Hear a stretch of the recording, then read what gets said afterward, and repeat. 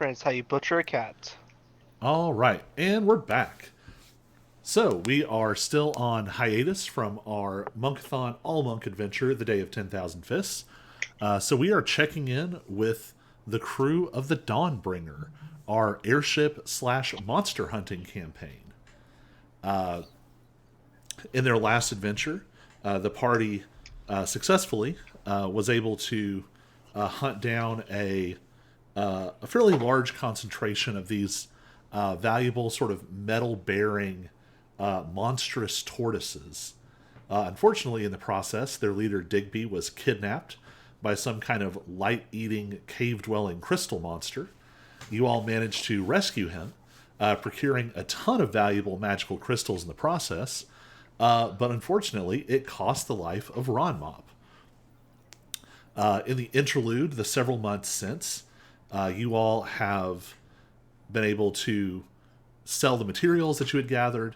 You've repaired and upgraded your ship and your equipment, and you all made the uh, somewhat heroic choice to sacrifice the most valuable magical crystal that you had found, the core of the light-eating monster, called it the Bright Hoarder, and you used it to revive Ronmop. Ronmop is back and now has a multicolored crystalline heart core under his chest.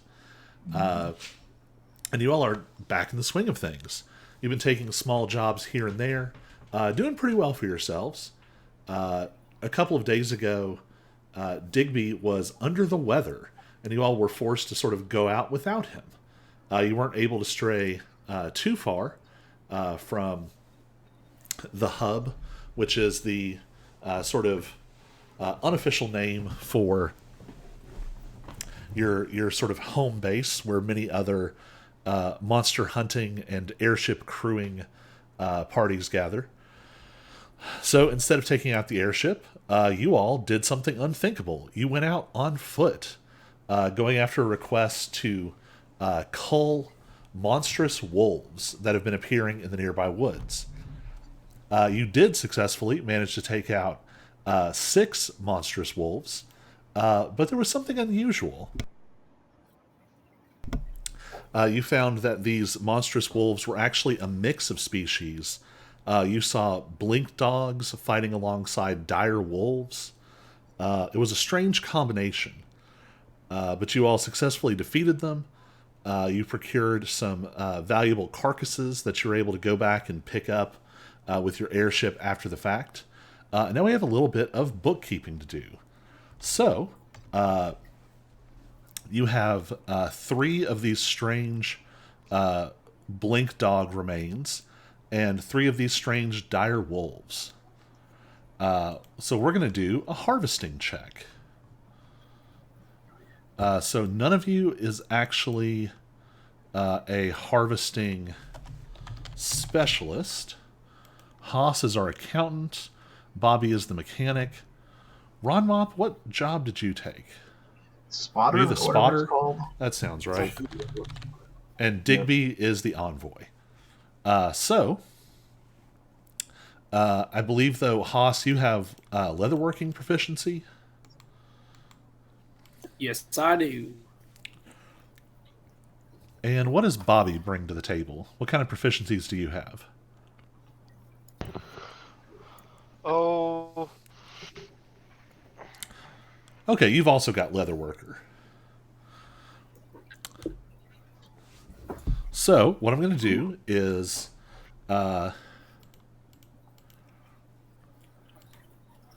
you all would roll exactly the same. So I'm going to have each of you roll dexterity and proficiency. So you're looking find anything with a +6. Each of you roll that, and we'll take the higher roll, and that will be your sort of harvesting check.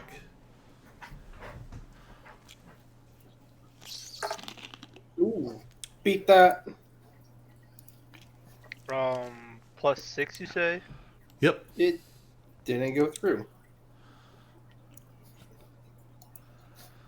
I don't Oh, think I have anything with a +6. You should. It's your proficiency plus your dexterity. That'd be a dex saving throw for Bobby.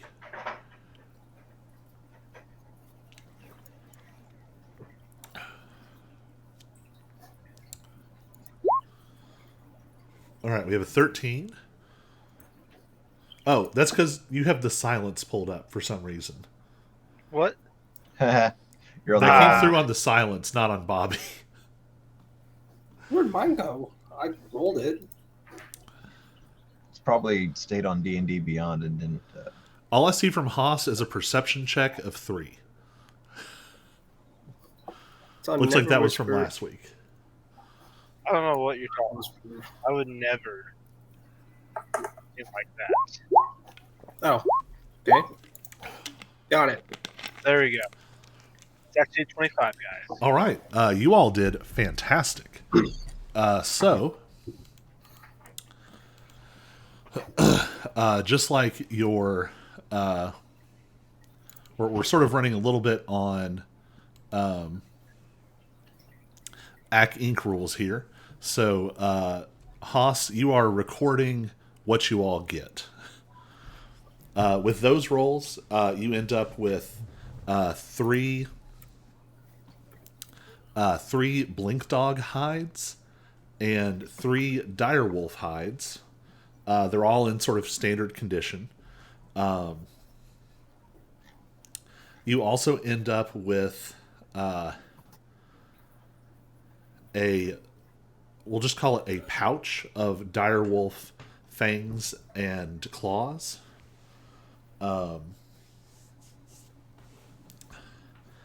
And you also have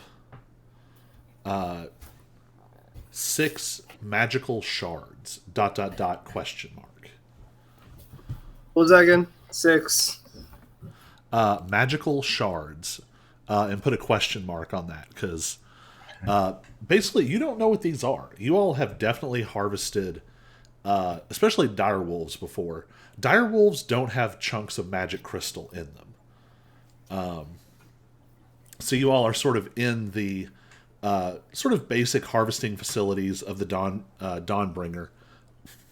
And everything's going sort of textbook. You all are old pros. And you notice 2 things. One, these creatures don't have all the parts they're supposed to have.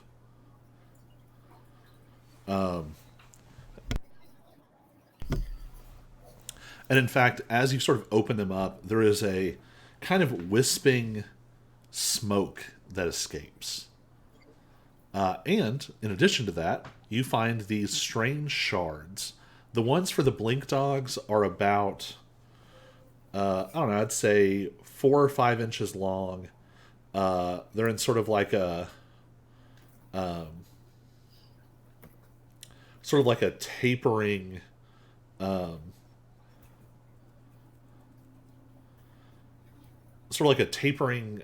spindle shape. The ones from the blink dogs have a weird flickering energy to them. And the ones from the dire wolves are they seem almost more like halfway between crystal and like an overgrown bone. But you end up with 3 of each. So you're not quite sure what these are, but it's a pretty good haul for a day's work when you didn't burn any resources from your ship.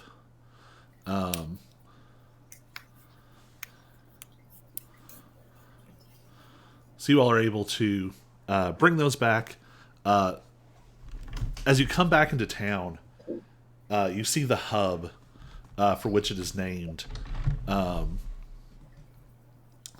And we're going to call the city Verdamund. You know, for fun. But everyone just calls it the hub. Named for a huge tower that is dead center in the city. It's an impossibly large building. Truly, in this sort of medieval fantasy scape, there's a little bit of steampunk elements here and there. There's a little bit of arcane architecture going on. But the hub kicks it up to 11. There's maybe some some 4 and 5 story buildings down below. This thing is like 50 stories. It is massive. And there are airships coming in to dock on sort of like randomly distributed docking ports that extend off of this huge facility. You can see there are floors that are just sort of open to the air, and smaller airships actually fully come inside and land like a hangar.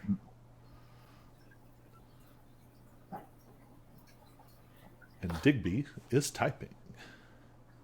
And then nothing appeared. So you all are very familiar with this. This is sort of your main operating base. You come in, you are able to sell the unprocessed goods here. The hides, the direwolf hides are larger. They're not quite as valuable in the sense that direwolves are very common. But you probably get 200 gold for 3 of them. The blink dogs, even though they're less powerful, are more exotic. And so you probably get another 300 for those. So you manage to net 500 gold on the hides. The assorted fangs and claws are probably another 100.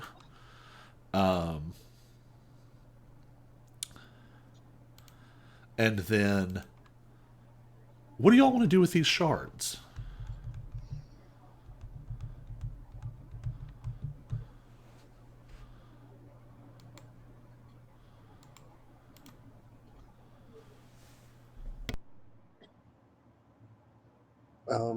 I mean, do they do anything, or are they worth money? You don't really know just from checking it out. We'll say that, the group's coming back later in the day. Digby, you've had a chance for your sort of paladin magic to overcome this ailment, and so you were able to kind of meet them at the hub when they returned. So basically, you're standing there. There's an attendant at this counter who has sort of accepted and evaluated the other items, and he's wearing it's like a leather vest, but it's like very fine, with like pockets and tools and little like lenses and things that he uses. And he looks at you all and says, "Is there anything else?"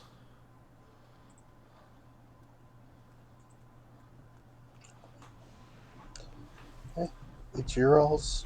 You guys earned these. You decide what to do with them.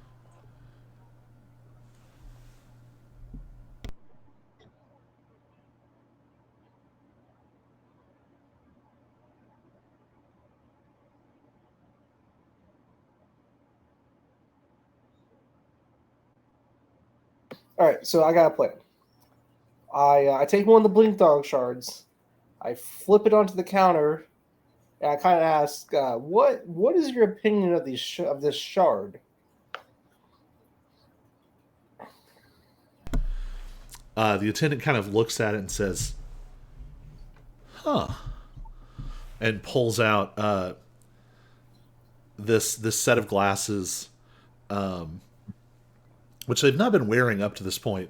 They sort of unfold them and put them on, and they click lenses into place and sort of look at these, and they say, "Huh, where did you all get these?" Well, they were kind of just scattered about where in the area we kind of went hunting in, and so I picked up the ones I could find and brought them here.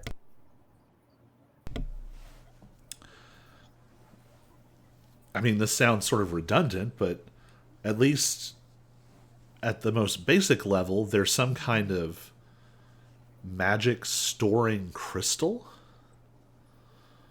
Usually you see them, elemental crystals are common. Some folks use them as light sources. But these are strange. This one has, and he flicks a couple of lenses down, some kind of conjuration, some kind of spatial magic to it. And this has some kind of physical enhancement. I'd have to get an expert to look at them. I would say these would be certainly as valuable as the other items you've brought in, if not more so. And I imagine you could probably find some kind of craftsperson to turn these into all manner of things. So, well, you know what? As Haas grabs it, I think that's what we're going to do, because as Haas kind of wants to now flex a little bit and pulls out the big direwolf ones, we got lucky with our findings. Well, that and you said you just found those? Yeah, we found them in the wolves. They were in the wolves? Oh yeah, embedded in them. Yeah, those wolves. I'm actually amazed that they actually were living and breathing. Like, I think one didn't even have a heart.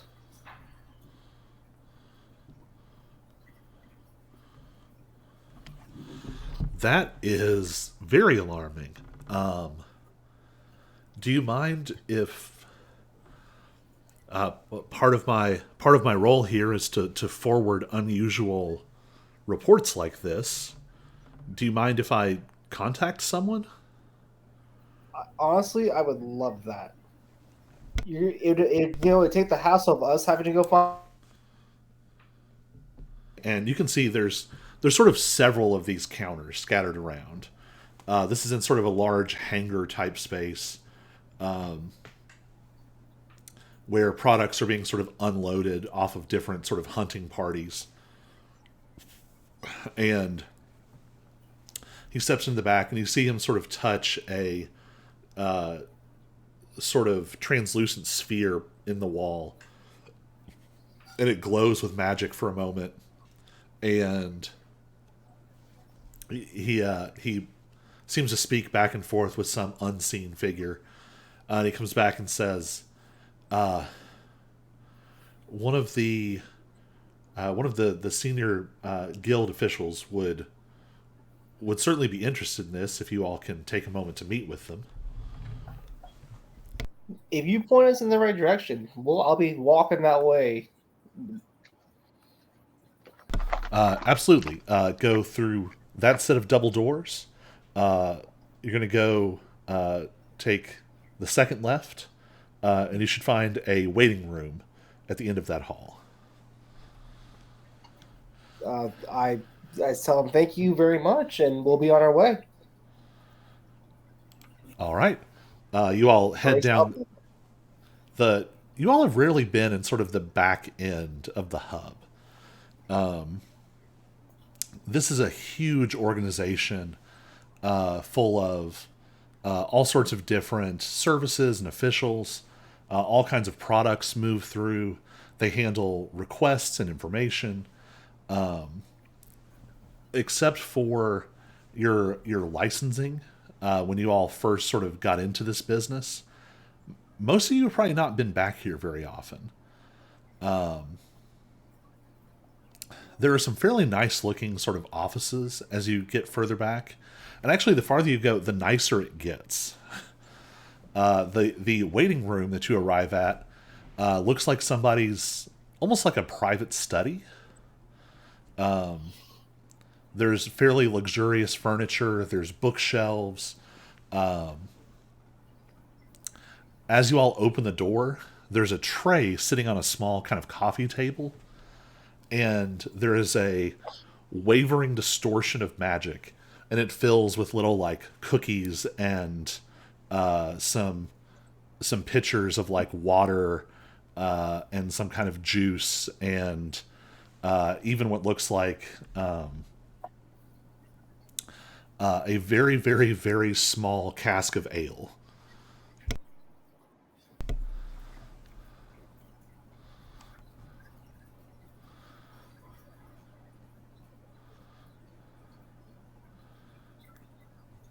So y'all getting snacks, settling in. Yep, we're in for the.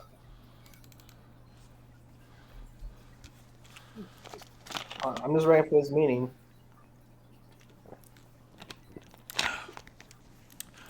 So it doesn't take you too long. You have just enough time to sort of pour yourself a drink and start slightly into the snacks.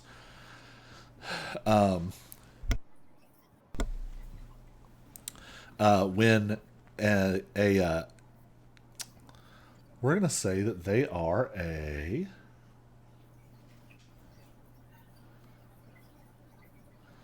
Going over my list of races here.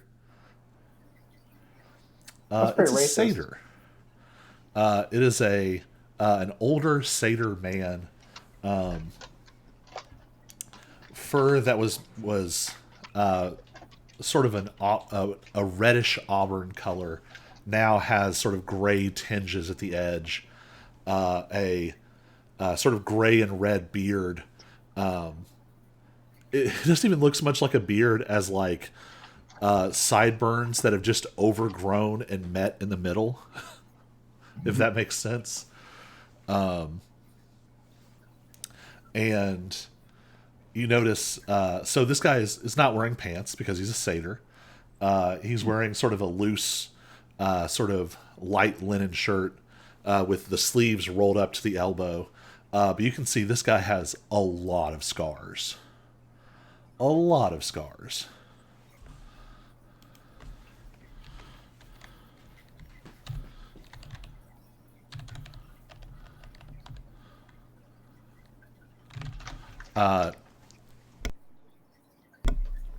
You all recognize this as Marin.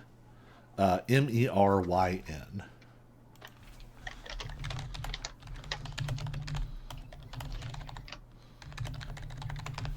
And Marin is not like the highest ranked official. There's a whole sort of series of like guild masters and vice guild masters up the charts. But he's been serving at the hub as long as anyone can remember, and was a very famous hunter and sort of general adventurer in his youth. Looks a little more bureaucratic now, is maybe not as fighting trim as he used to be. But he walks up, grabs one of the cookies off the table and eats it, and then immediately sits down and says, can I see the crystal you all have brought? So I pulled out one of the blink dog crystals and I put it in his hand. He says, well, that's fascinating. And he reaches into a pouch at his side, and he pulls out a crystal that's almost the same size, but this one has a flickering fire inside. And then he sets the two on the table. He pulls out another one that has this sort of rippling darkness inside of it. And then he pulls out another one that seems to be exuding a faint frost onto the table. And he says, this is starting to feel like a pattern. And patterns make me nervous. You all handled six of these creatures, I understand? That's correct. As I pull out one of the direwolf crystals, which is a bit bigger.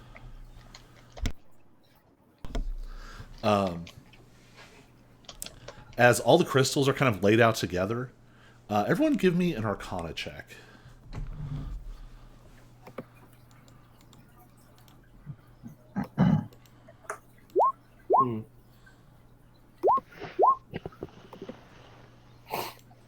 Hey everyone. Hey! Guess what time it is? Guess what time it is? You rolled a 0. It's time for the nap. Alright, let me just open it up now. Digby didn't strikes roll. me. Digby strikes me as someone who, like, on a 0, says way too much. Oh, 100%. I'm talking about. I'm talking as if I know exactly what this is, and I have no idea what this is. So, Ron Mop, I think this stands out to you because you can feel the sort of resonance of this crystal core pulsing in your chest. And you can tell that there is something similar running between these. And with all these pieces sort of laid out together, you notice that they seem to be sort of harmonizing with each other. They're starting to kind of pulse in unison with one another. It doesn't look like it's going to like explode or anything, but it definitely seems like there is a common element to these, even though each one seems distinctive.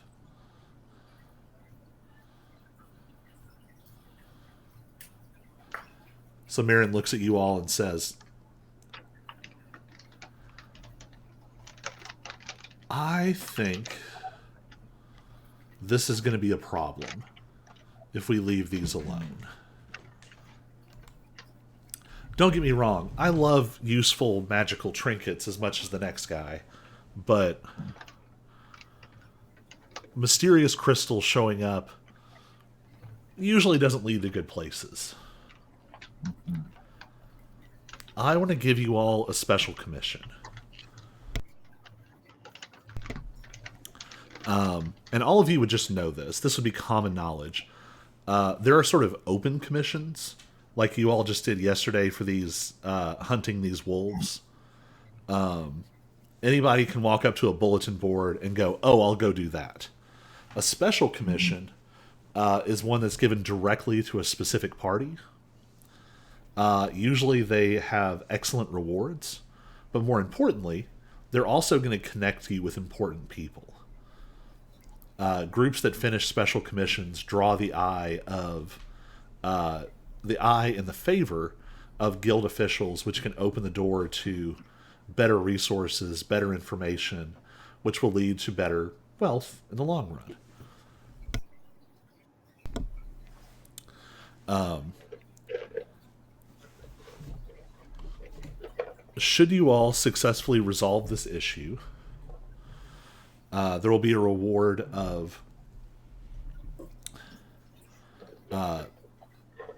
2,500 gold collectively, as well as an item of rare or lesser quality from the hub's armory. But I need this resolved urgently. Find out where these are coming from, and if you need to, stop it.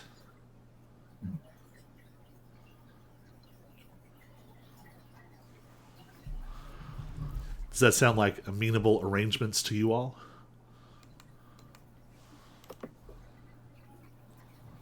We can do Yeah, this. let's do this. I'm actually really excited to try and do this now.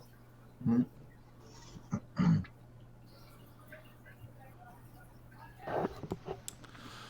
Very well. I took the liberty of having your ship fully refueled and prepared and cleared for a priority takeoff.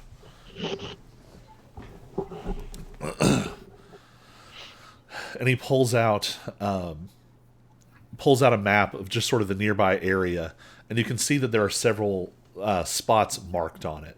And he says, this is where other parties have found similar items. I think that this should give you an idea of where to begin your search.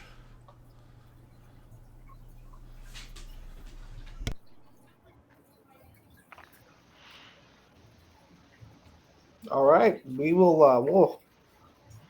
We're gonna start our investigation. We gotta find the source of this.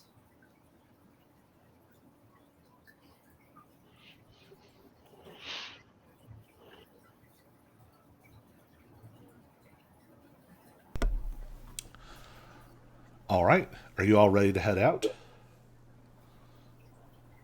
Yes, I am. All right. Oh, also, just to get Digby up to date, everyone got either a +1 weapon or a +1. It was armor, weapon, or magical focus after the last adventure.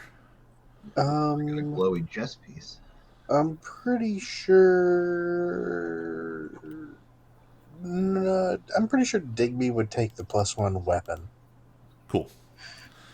So I will trust you to drop yourself a +1 longsword or something like that. All right. So you all have never been given priority launch before. Your ship has been marked with a special sort of arcane buoy. There's a series of them floating nearby, and you can actually see that the ships on either side of you have been temporarily held, so that you all can go ahead and launch.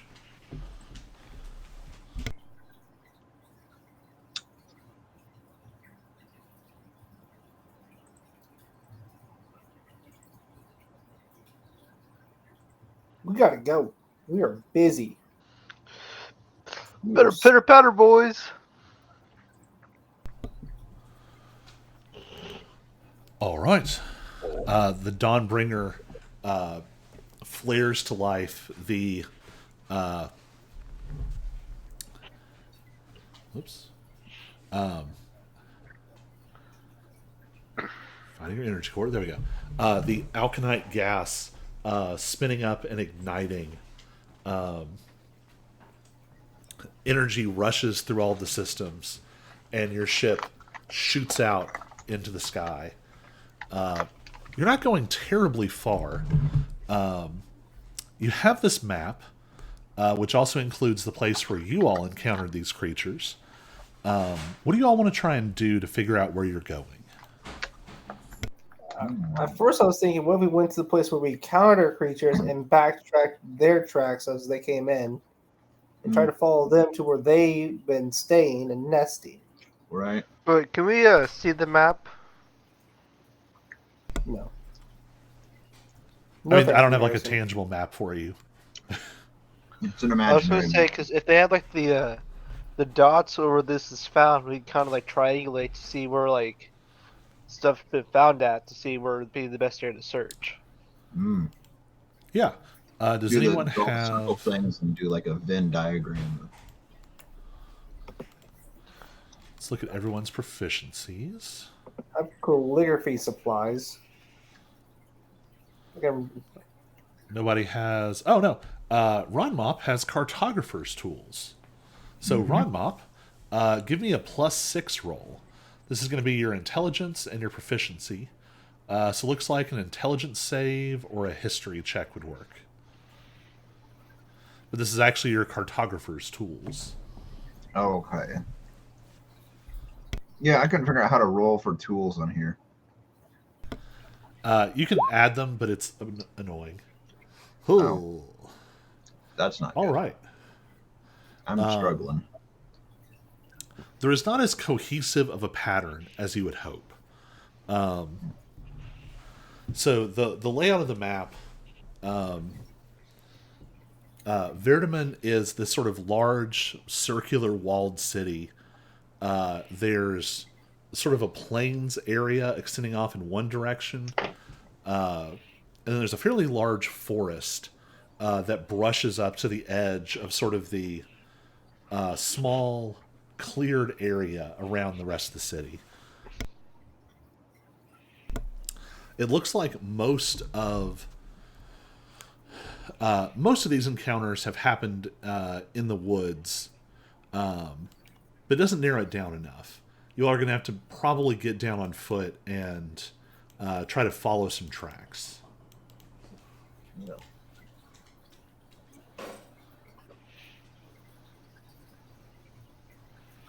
let's do it. All right. So you all bring the Dawnbringer down for a landing, fairly close to where you fought the creatures. So with the map and being sort of on foot, you easily find the location you fought before. You can still see some of the sort of marks of combat. There's still some large bloodstains where the creatures were killed. There's sort of rents and gouges in the ground where they clawed. So you all sort of begin to investigate. So you've got your map. So somebody, dealer's choice, give me a survival check with advantage to try and follow the trail. I have a I got a +7. Okay. +7 works. Advantage. Boom. Oh, Nice. There we go. All right. So with a 23,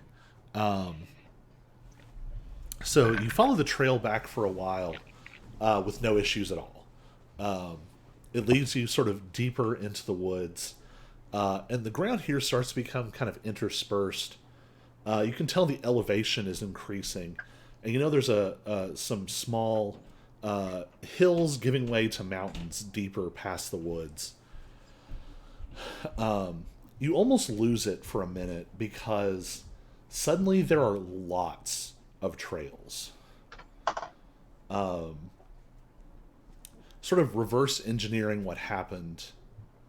It seems like there's some kind of trail here where a lot of these creatures followed the trail to a certain point and then sort of diverged and split into the woods. You see 4, 5, 6 different trails leading off. But you're able to kind of reverse engineer and you continue to follow the course. It leads you through some hills with the trees sweeping up on either side of you. And finally, you find yourself at the opening of a cave.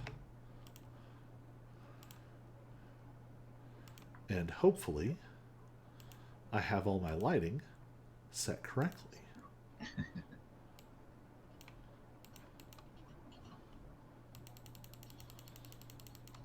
Let me make sure I drop y'all in the right spot.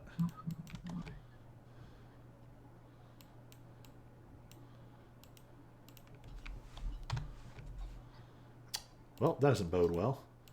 I grabbed Haas, and there's nothing. Nope. Oh, there's nothing because the cave is dark. The dark cave. Let me throw y'all a light.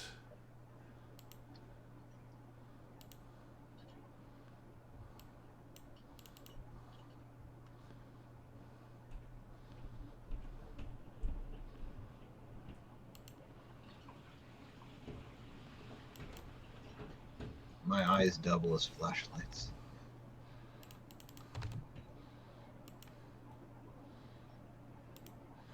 There we go. Everybody can see a little bit. Oh, I have to be in the right spot to be able to tell. Ah, come on. Yes. I can see something.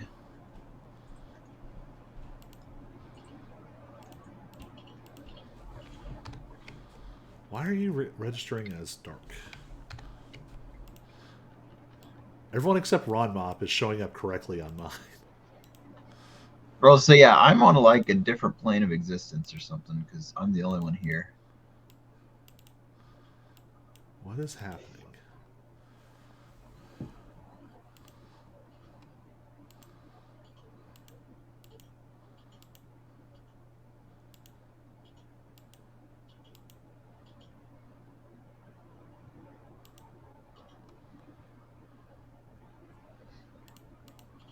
It's because I died. I randomly shift into the spirit plane.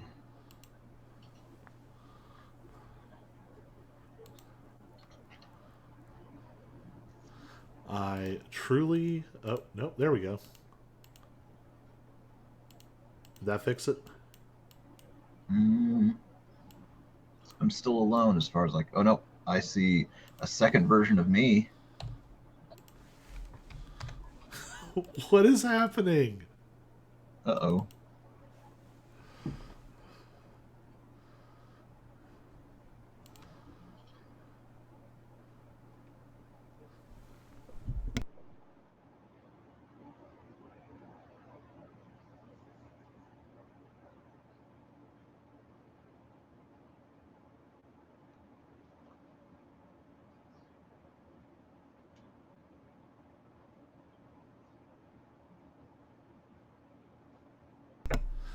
Well, this is wild.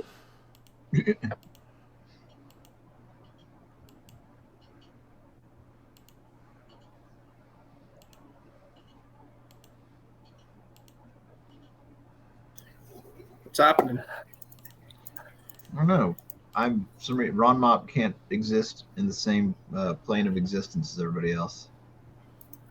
Well, I don't see anyone else either. Oh really?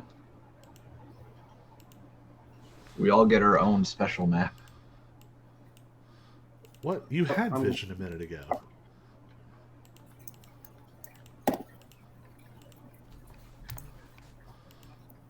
I'm back.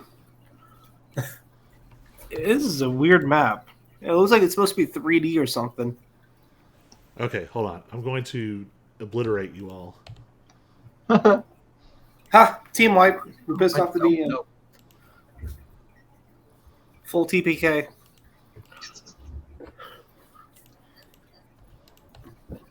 What if we all reload or something?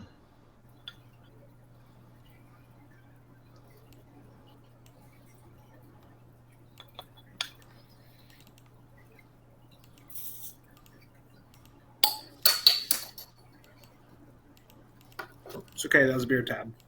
Okay.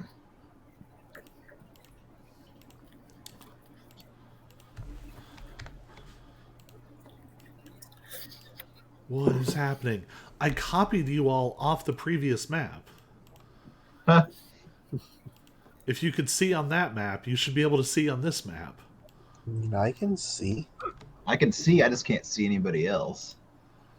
I So can is it see. time for Ron Mob or not Ron Mob but Digby 3.0? Oh, just do it me again. This is the weirdest. Try reloading. I will keep playing with it. So it's like foreshadowing for the future. It's creeping me out.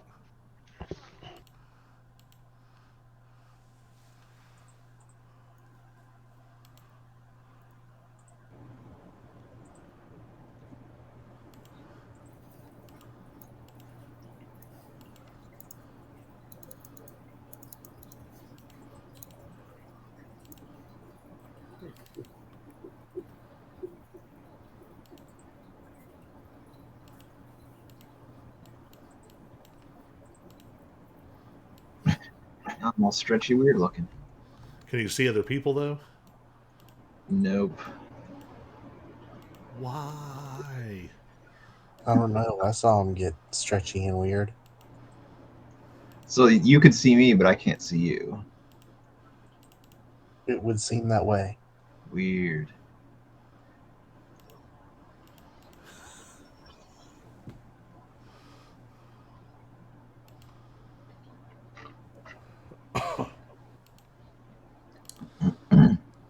Okay, now try this.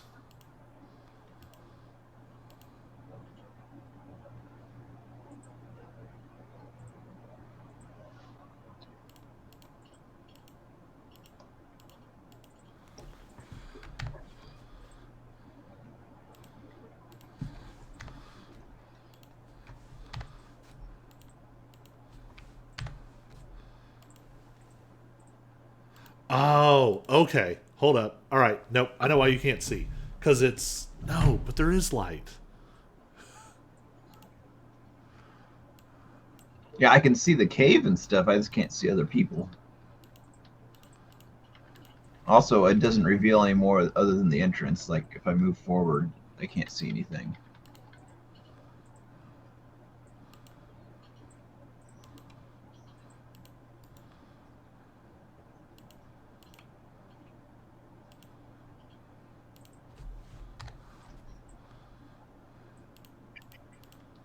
Hello?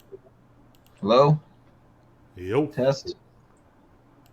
Did y'all get kicked or did it just me? That was just you,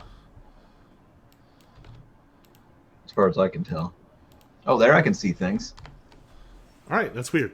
Haas, you're now officially carrying a torch. That has like solved, I guess, every problem. I don't understand why the light that I dropped like was some kind of what's it called?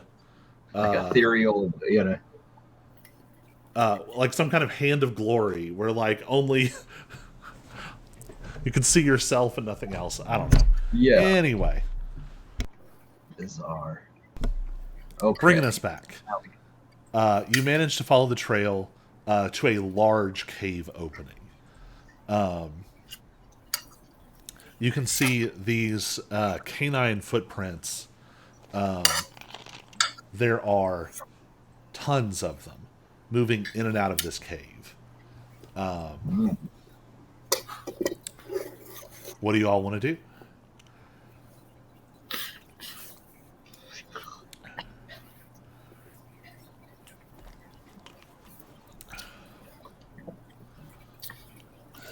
Clearly, I got pat Ron Mop on the shoulder. It's okay. You won't die in this cave. I appreciate that. Um, let's go. Let's go forward.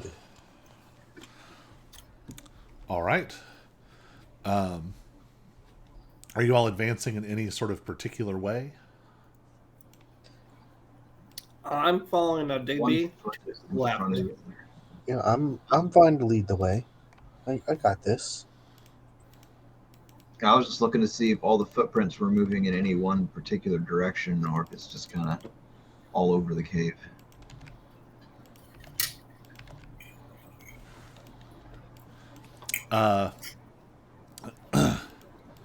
So for that, Ronmop, give me a Survival? nature or survival check. Do I have nature? That's weird. I have survival as one of my skills, but I still have a higher plus on my nature. Oh man, what's going on? I don't know anything. You can't quite figure out what's happening here. I mean, you obviously see that there's a lot of Yes, yeah, no, I tracks, see. but you can't put together what it means. Can't make sense of it.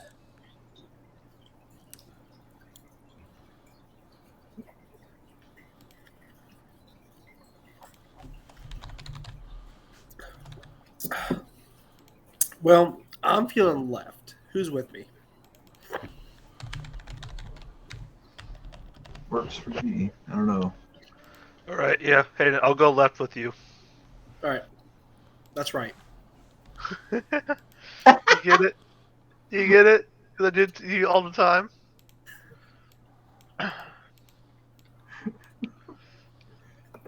Oh, hold on a second, guys.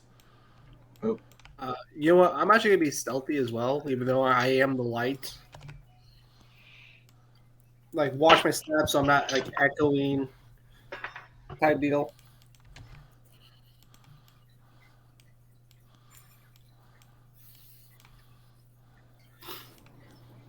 okay. That time it did crash on me.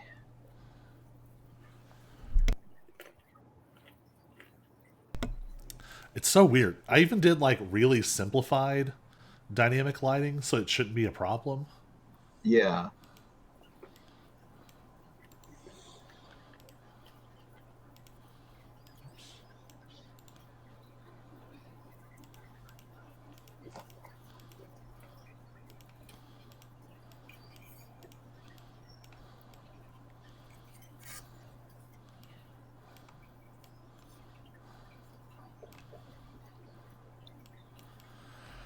All right, so If you're being stealthy, give me a stealth check. Any other checks you all want to make as you try to sort of advance through here?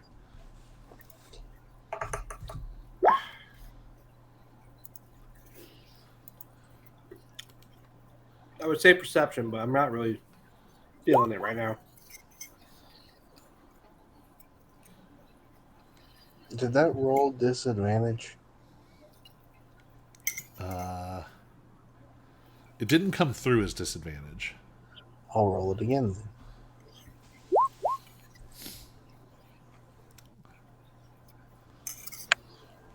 All right, we have a 10 and a 12. We're not doing so hot. Even better. I have to Phew. roll disadvantage because of my armor. Yeah, that's why I had disadvantage as well.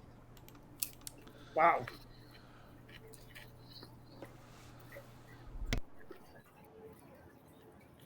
You know when they say stealth is optional? I didn't think it was that optional. Yeah, y'all are definitely. That's definitely the vibe here. Well, it's a big echoey cave. I mean, come on. It's not our fault. I mean, Was it's not anyone like we're making singing perception loudly or checks? anything. Anybody making perception checks as you all go? Sure. I'm probably getting a 4 again, but you know. Oh, I forgot. Not disadvantage. Not that it Hey, matters. Harry. Holy crap. Oh my goodness. Okay. Man, y'all are getting brutalized by the dice rolls. Dice are against us again. Bobby's the only one sort of hanging in there.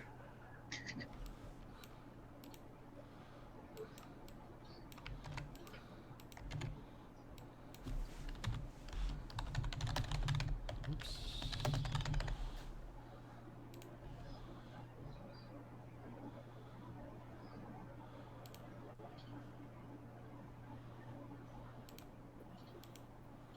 Ooh.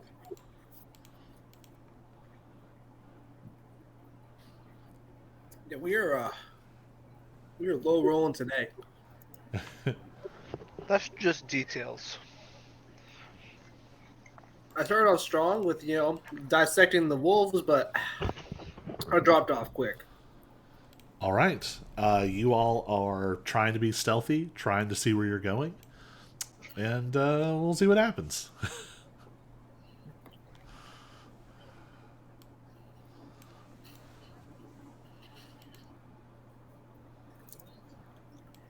Just gonna keep pushing forward.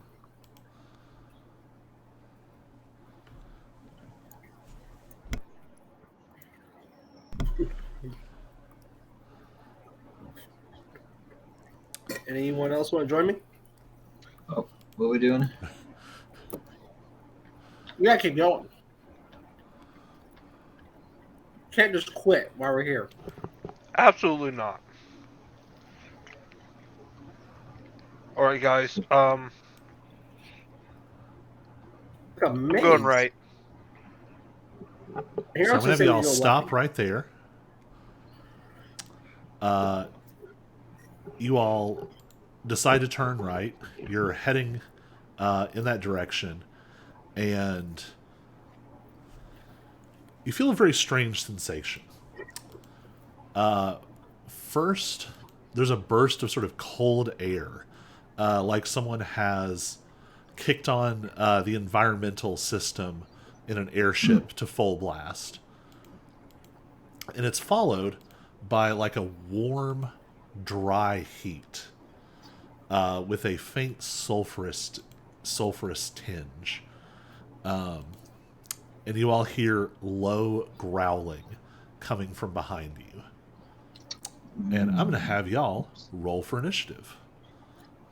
Of course. We should have gone left. Oh, also, Ron Mop, make sure you full rest. Everybody, make sure you full rest yourselves. Oh, I forgot about that because I was going to ask earlier. I was like, hey, I have 1 hit point. I should probably take care of that. Haas, your initiative is ridiculous.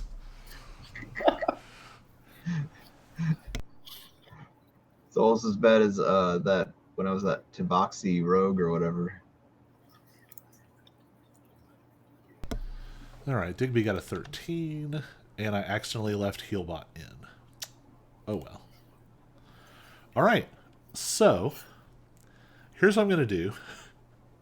So, Haas, you got a nat 20. So, I rolled stealth checks for these guys, and I rolled perception checks for them.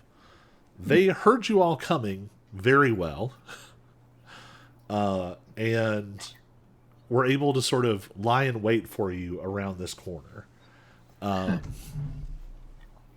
Haas, with your 29, your just supernatural reflexes, you are not going to be surprised. In fact, you're going to get to act this round. So you are very top of the initiative. What do you want to do? See, I don't think I have a line of shot at anyone. Well, maybe him. Maybe I have a shot. Is that? You think that's Are you trying to not have to? to? Are you trying to steady Yeah. aim? Yep, I'm debating that. So I don't think the other thing is I only see like a corner of him and the clip in the corner here, but I think you're probably okay because the 3D walls like extend out farther than the actual wall itself. okay. Well, I think I can steady aim and try and hit this guy. All right, go for it. All right.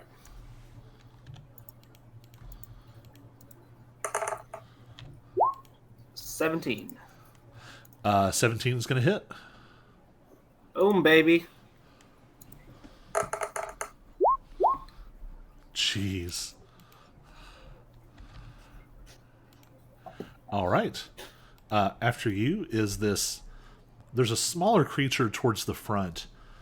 It's somewhere between the size of a sort of normal wolf and maybe a large dog. It is furless. It seems to just be its own crackling, coal-like skin, and the whole thing is smoldering. Fire sort of comes out from the edges of its mouth, and it is going to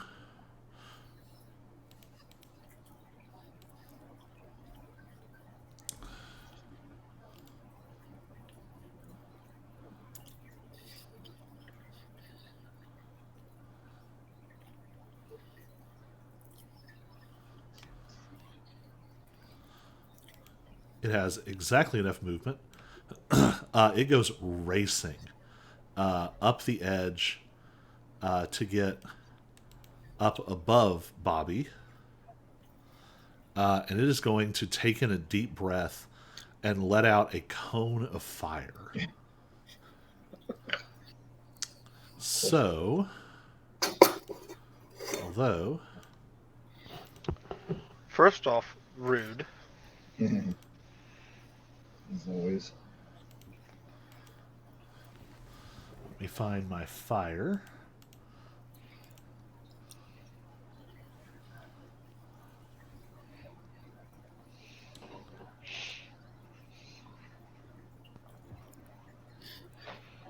Well, what was it called? It's not Chaotic Conjurations. Toasty Thaumaturgy. I'm sure that's not your all's preferred name for something. It's coming at us, yeah.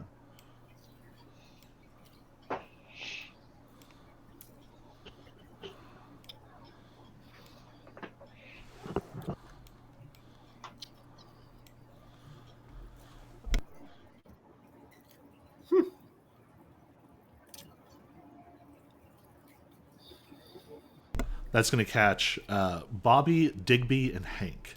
So I'm going to need a dexterity saving throw from everybody.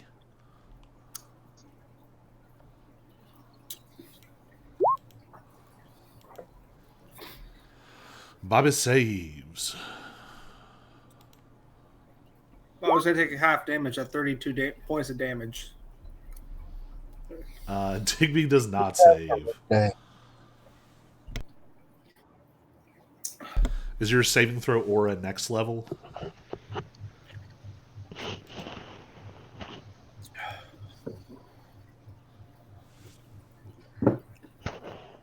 Does your saving throw aura not kick on until next level? I'm not sure. Most likely that's the case. But I didn't get it this level. All right. And then we need one for Hank. That's you, Harry. Or Dave. Who has Hank? Who? Hank. Oh, Oh, I thought you had Hank. You're Drake.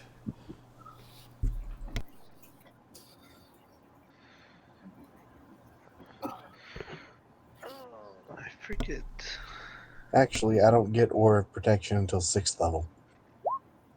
Oh my goodness, you're just killing us here. All right. So Digby fails. Hank and Bobby make the save. Hank and Bobby are going to take 10. Digby, that's going to be 20. Oh, man. It lets out this huge gout of fire, but then it seems to be sort of out of breath. I'm gonna try and kill that thing next. Before Yeah, I'm really.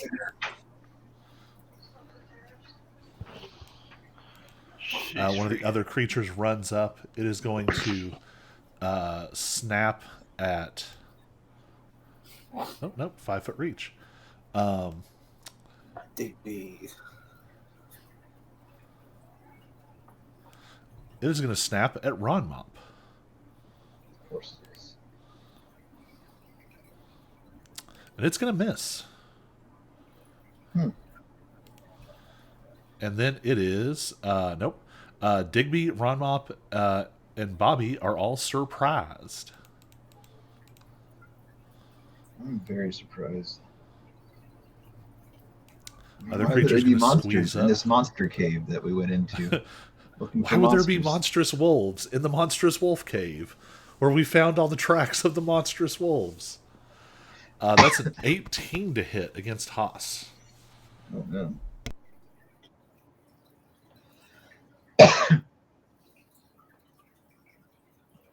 You got this, Austin. Do a barrel roll.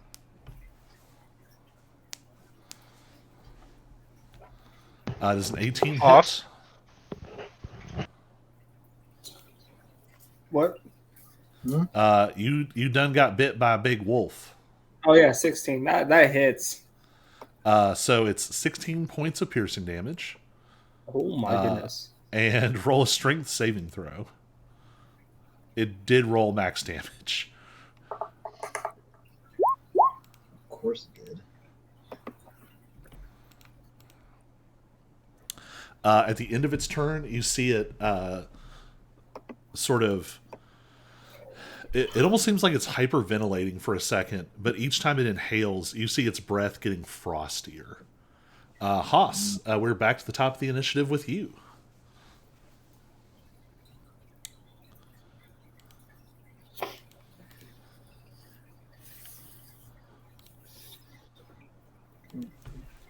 I'm thinking of something stupid.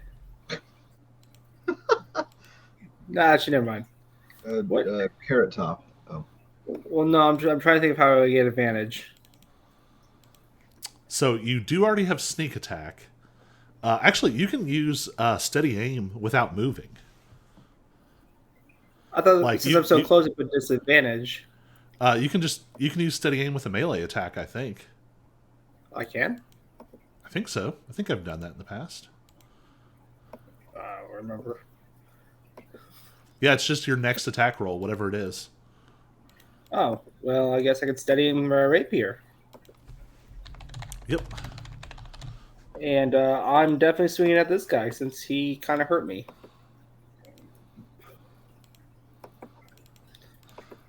As you all have taken horrible damage, I was reminded that I did not give you a chance to buy any potions. So I'm dropping you some potions. Okay. 18. 18 will definitely hit. Good.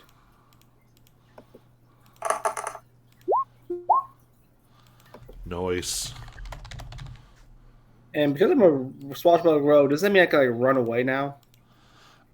You could, except that you just used steady aim and reduced your speed to 0. Yep, to 0. I now realize that. Maybe in the future I'll remember some things.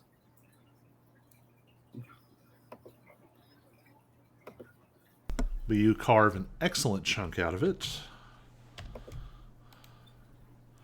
All right, it is the critters' turns. The hellhound is going to take a bite at Bobby.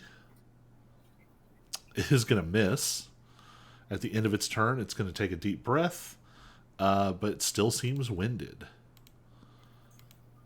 The wolf is going to go. It's going to...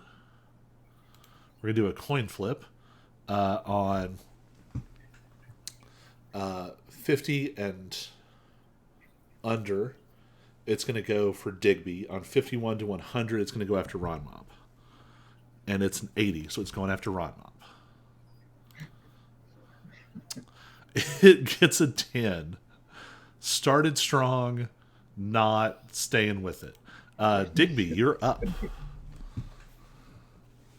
Also, Digby, are you like not centered? There we go. Sorry, it was driving me crazy. I have no idea how that happened, but whatever. Okay. So am I like flanked? Or is this That's what our that's yours. That's Hank. Yeah, Gotcha. that's he's friendly. In that case, You can run around and get advantage. that's exactly what I would be doing. Is that considered flanking? Bisecting it good enough? Yeah. All right. And with that, I'm going to whack it with my +1 longsword.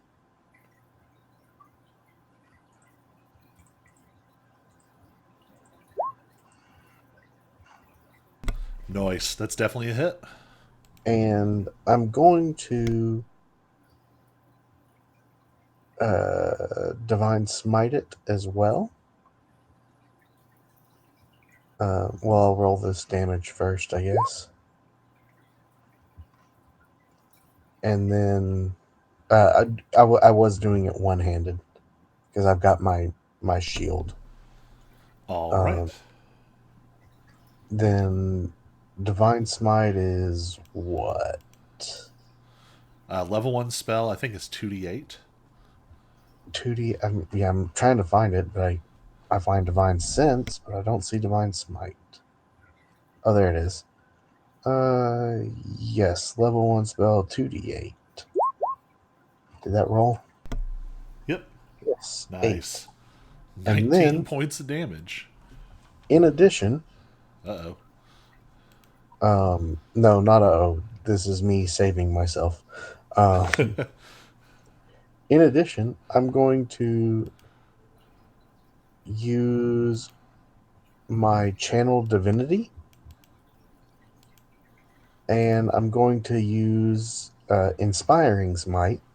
After you deal damage to a creature with your divine smite feature, you can use your channel divinity as a bonus action to distribute temporary hit points to yourself or people near you.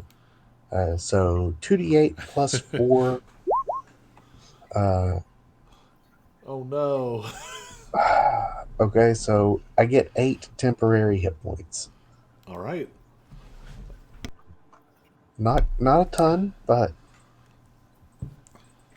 So, maybe it'll help me survive a little bit. So, by now, I think the rest of you all have realized that sometimes Digby is full of crap. What? But sometimes Digby is genuinely impressive.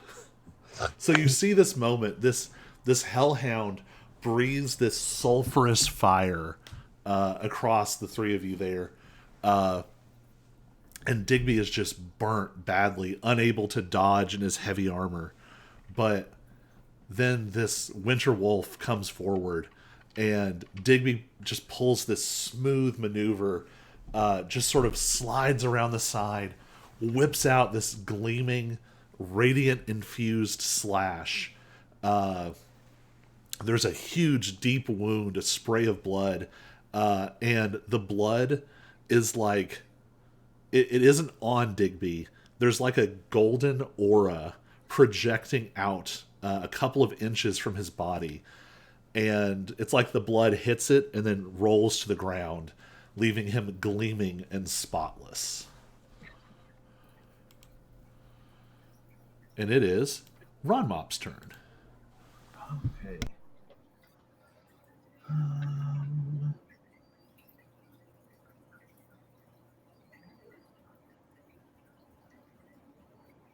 I'm punching something. Oh, never mind. I'm not punching anything. What am I thinking?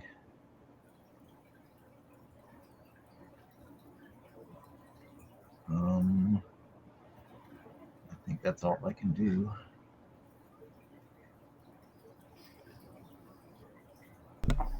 Don't forget your homunculus. Oh, right. I always forget the homunculus.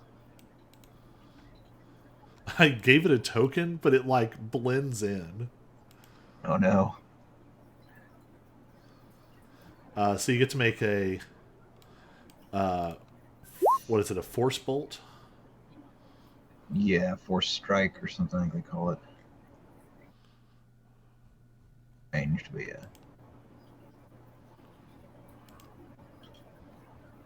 But I don't think it's going to be hitting anything either. No, 14 will hit. These are unarmored big dogs. Okay. But my thing definitely missed. Yeah, unfortunately. So yeah, it's shooting the one with the yellow dot on it. All right. 6 points of force damage. So that's action and bonus action. Bobby, you're up. You got a hellhound right in your face.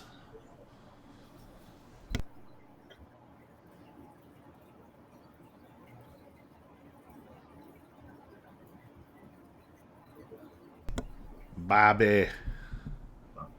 Dang it, Bobby. Dang it, Bobby. Bobby.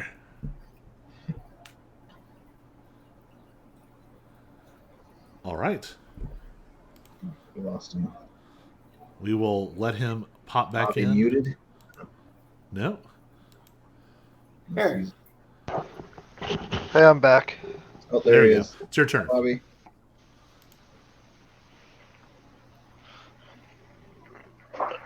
Ow. I'm kicking pains.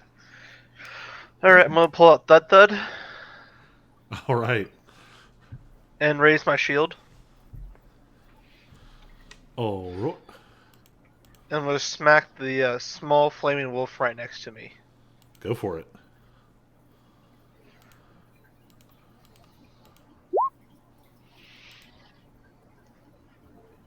.24 is definitely going to hit.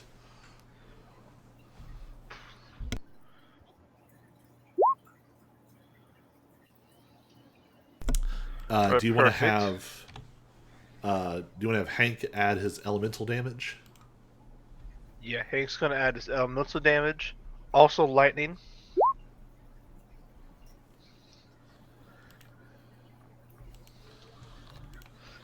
Now Hank's gonna come swooping in.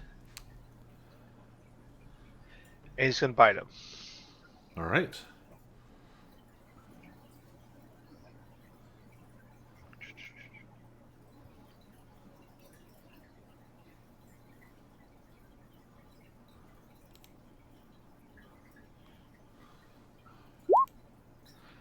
Thank goodness I have flanking. Never mind.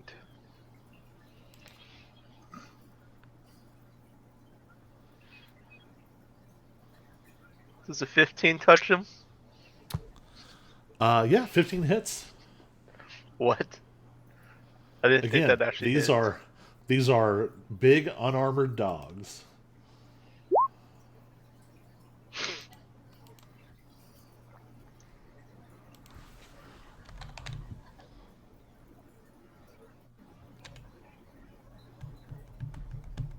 There you go. Rolled a max of something for once. Let's see here.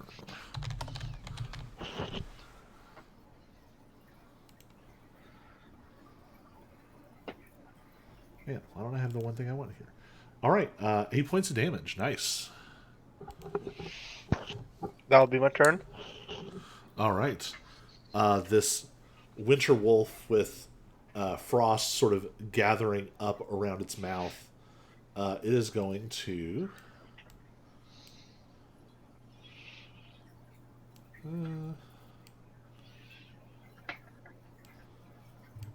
Yeah, it's going to move to like here.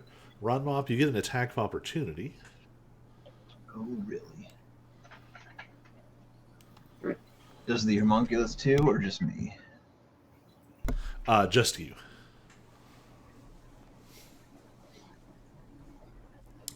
I'm really struggling. That's all right. 14's still going to hit. Okay. Well then.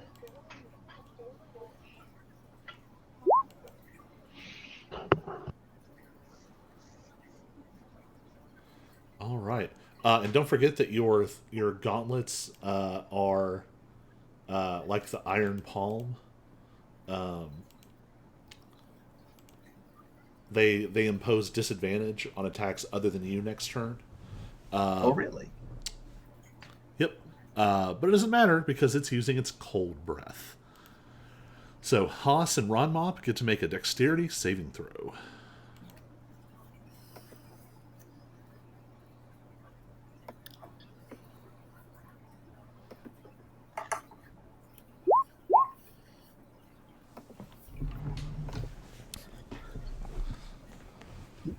Oh wait, am I doing one too, or Yep.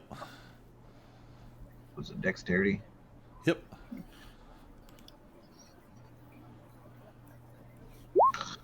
Oh my gosh. Oof. All right. Haas has taken 8. Ron Mop has taken 16. But you see the mist around the edges of its mouth fade. And Haas, it is your turn.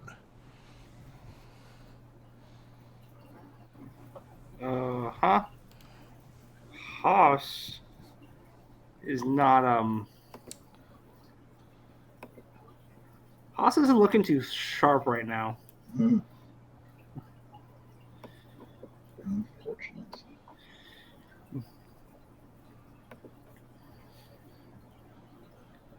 We are going to hope for a prayer that I can hit this. 21. That will definitely hit.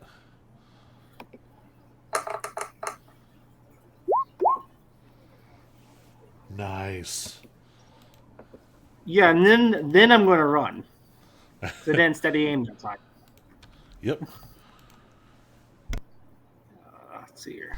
It is starting to. It is pretty hurt now.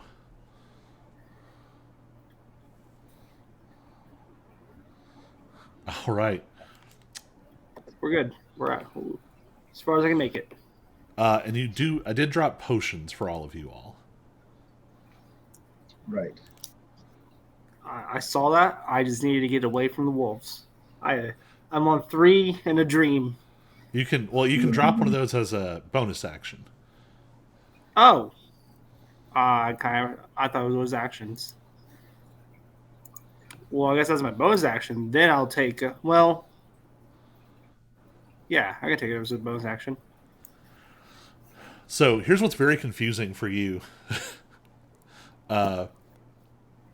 You can disengage as an action, you can disengage as a bonus action, or you can disengage. You get a free disengage against your target whenever you hit them with an attack. Well, that's why I hit him with the attack and then left.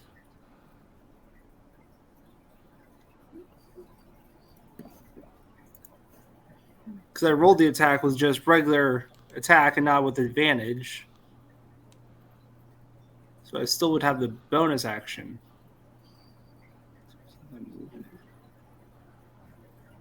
Right? Or am I just... So far all you've used is your action to attack. So you can still awesome. use your Then bonus action to do a potion. Yeah, I'm going to pop that potion.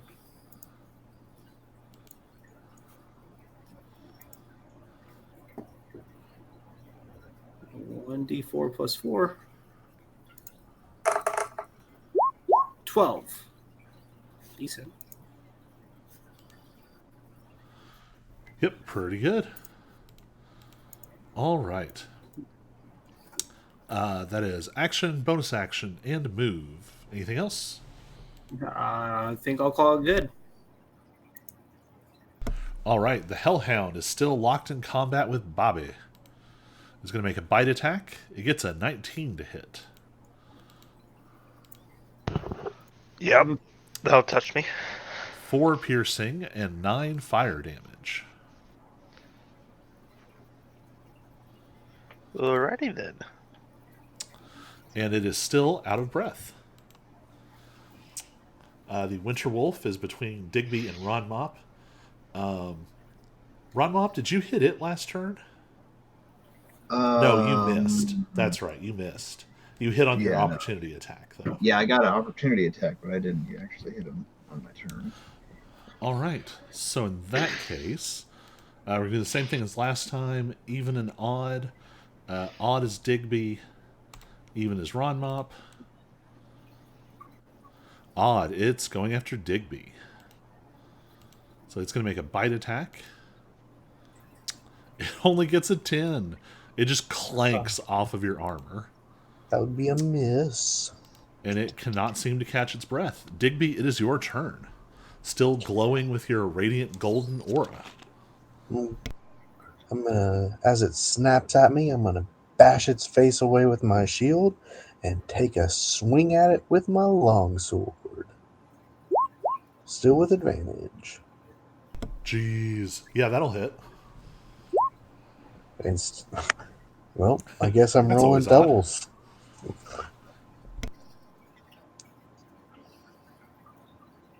And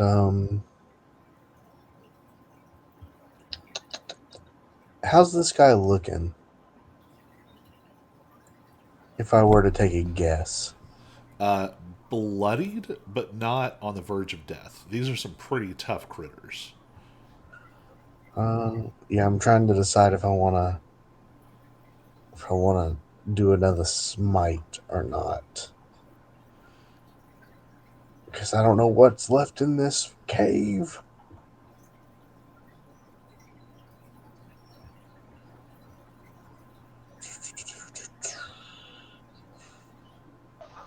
Yeah, nope. I'm not gonna smite. Not smiting. So that'll be my turn. All right. Ron Mop, you're up. Okay. Well, I'll just punch this guy right in front of me. Oh, I guess, do I have advantage, I guess? Yeah.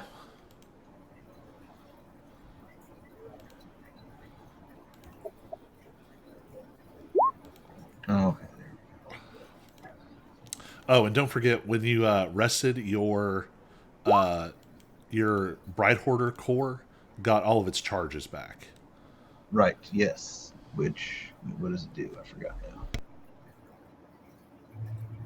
now. As a bonus action, you can deal additional damage and potentially get an extra effect. Although you do have your homunculus, so What's that? I said you do have your homunculus, so it's really the extra effects that would be of interest. Oh, because I can, yeah, that's right. I can either use the homunculus or do the, yeah. Although I guess I'll say this. Now that you've already hit, the core is guaranteed damage and potentially an effect. Whereas your homunculus can still miss. Yeah. Okay, so So I just do this. And then I roll a D6. d6. Yeah. 5. What is a 5? Oh, I got text. Con save or poisoned. This would actually be really good for you all. Let's see how it does. It gets a 13. What is your spell saving throw? Spells. 14. It is poisoned until the end of its next turn. Okay, then. This sort of like sickly, the sickly yellow light washes over it, and you see it get like visibly disoriented.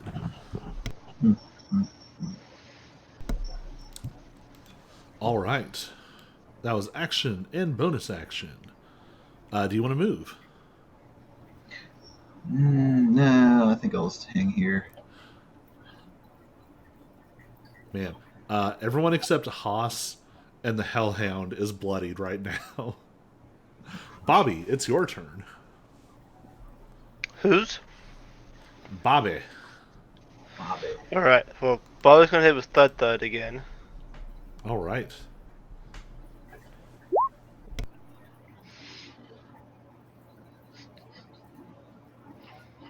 Does a 12 hit? A 12 does not hit, unfortunately. Wait a minute. Was that I'm with dumb. advantage, though? Nope, Yeah, go ahead I and give forgot. it that other roll. Ah, Why? you're distracted by your own man cleavage. Yeah, I know. Yeah, there's a It's alright. puddle of water on the ground that he's looking at. And You're making him dance, and it throws off your aim. It's alright, though. Hank's got it. Hank is not distracted. Hank's going to hit. And bite him.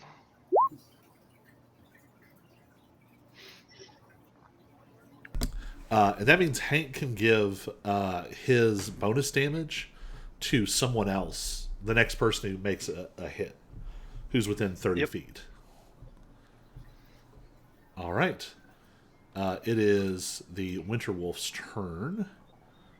It has still not gotten its breath back. And this is this one who has to hit Ron Mop or have disadvantage. Oh, right. Yeah, well, Rolls with advantage for pack tactics and still misses. And still doesn't get its breath back. Y'all got hit hard early, but the dice are turning in your favor. Haas, you are up. Good deal. Let's do this.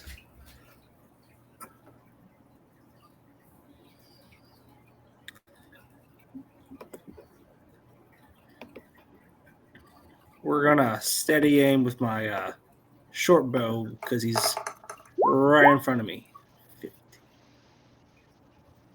Does a 15 get it? 15 does. Whew.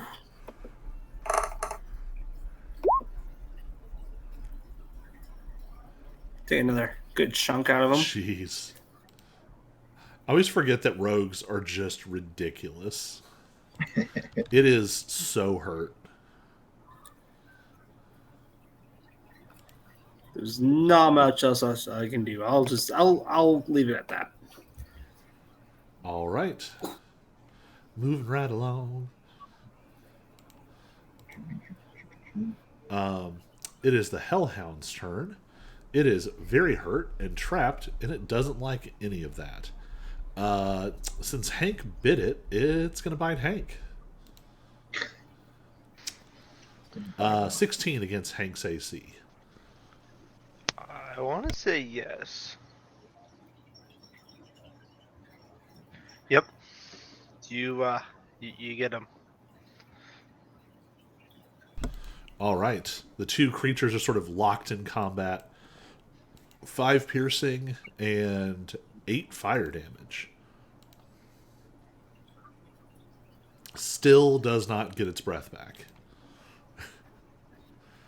The poisoned wolf did get hit. Yes. It is poisoned. It's going to make a flat attack roll against Ron Mop because it has pack tactics. That doesn't seem fair. It crits.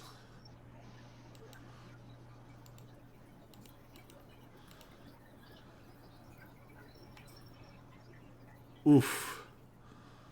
Oof.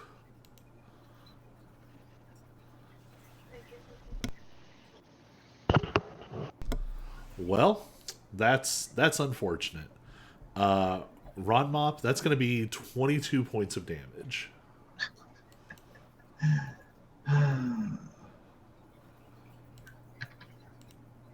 Oh wait. Oh, that means I'm down again. Not again. That's all it can do. Digby, you're up. It's no longer poisoned, by the way.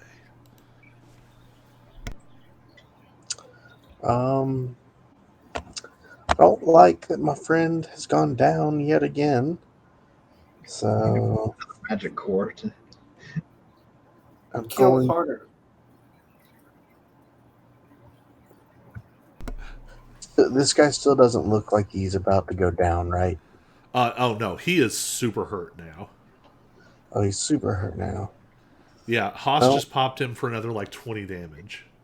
mm,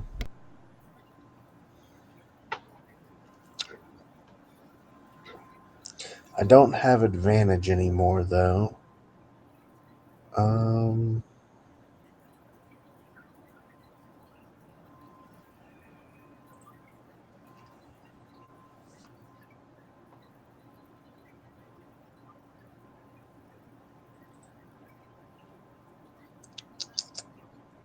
yeah. Okay, I'm going to. Well,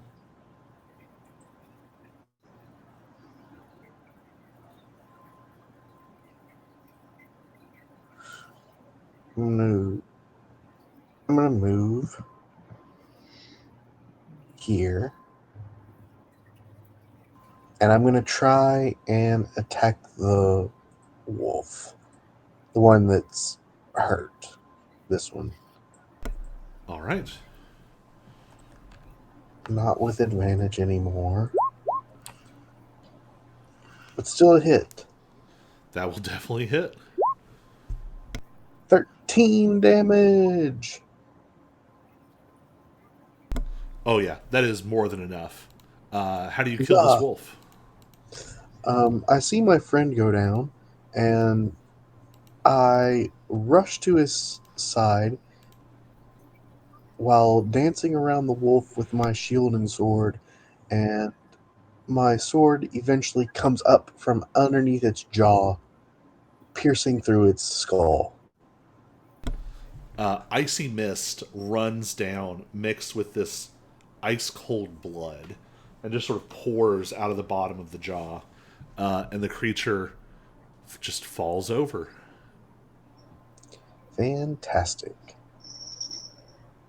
And that'll be my turn. Next turn, I'm going to try and get my friend up. Mm-hmm. All right. Ron Mop, death saving throw.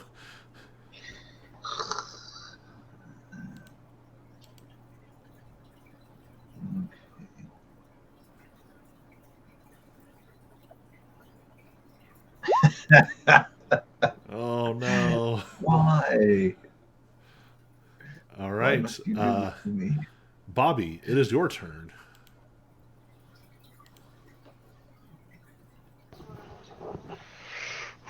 All right, can Bobby touch him? I just want to touch him. That will definitely hit.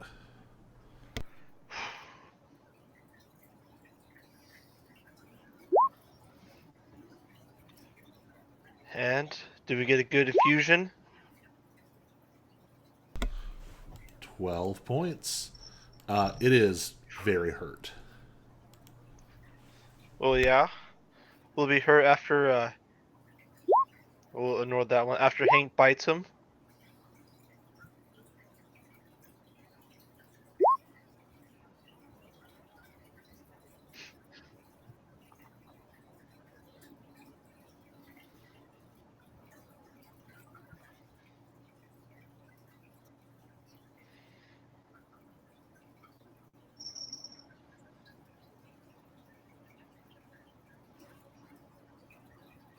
Hmm.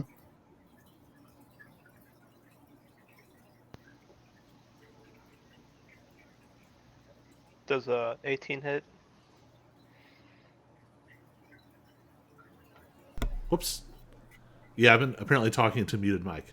18 Oh. does hit. It is on the verge of death.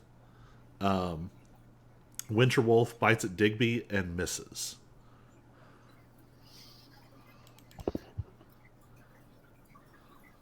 That brings us back to the top with Haas. Does Haas get to pull shenanigans with steady aim bow? Yeah. Haas will pull shenanigans with steady aim bow. All right. 15. 15 will hit. Oh. It's my worst one yet. Not quite as impressive, but still notable. Which one were you attacking? The one Oh, that's the still Winter alive. Wolf. Okay. All right. Action, bonus action, no movement. You're done. The Hellhound is on its last legs. It is going to bite at Hank again. 15 to hit. That will not hit. All right. Hank manages to sort of wrestle away. It bites down on some like armored frill that does no damage. Digby, you're up.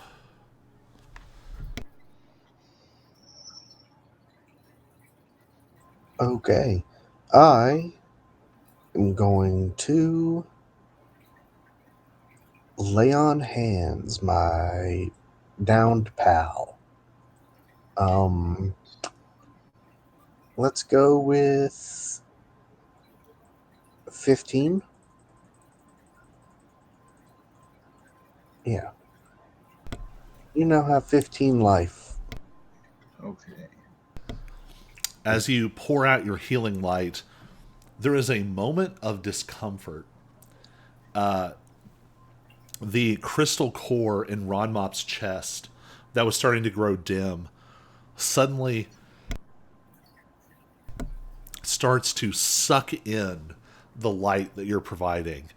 And you feel it goes from being something that you're sort of pushing out to something that's being pulled away from you. And for just a moment, you're reminded of the huge crystalline reptilian creature that this core came from. And then with a blink of lights, Ron Mop is no longer unconscious. Huzzah. All right, that was your action. Any bonus action? Yes. No bonus action, but I will take this opportunity to now move. Nice. Maybe. There we go.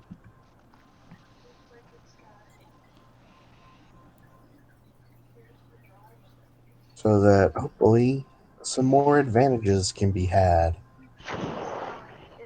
All right. That brings us to Ron Mop. Okay. Well, I'm punching something again. Maybe. Oh, I forgot. Do I have advantage? Oh, I guess I do have advantage again. Okay. Well, that's good. That will definitely hit.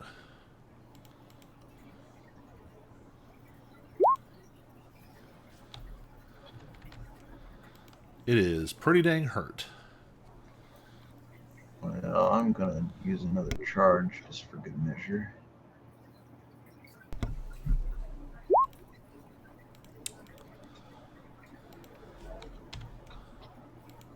It is now absurdly hurt. And that is poison again. So it's going to make a con save. It only gets a 7. It is poisoned. Oh, there we go. Oops. Nope, that's not right.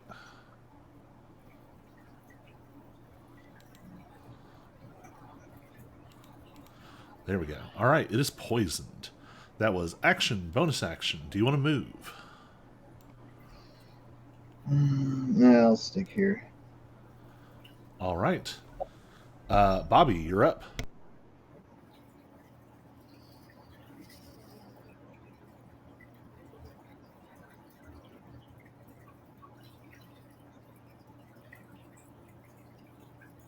Bobby. I did it. Hey, crit. There's no way you don't kill this thing. How do you kill it? So I take my sword and just about to heave up his next breath and just run it right through his head on the top and out and just see the sword come out the bottom of his mouth. So you're stabbing down. Yeah. Fire gushes up like you have punctured some kind of flaming gas sack. And fire billows up around your hands. It's hot, but not damaging. And you still have Hank's reaction and attack.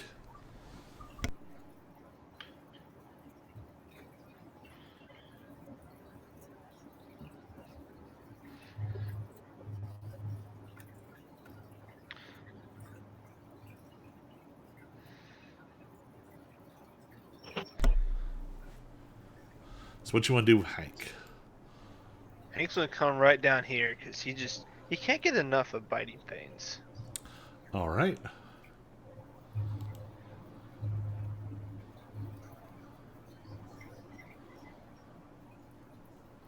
$16 hit. 16 will hit.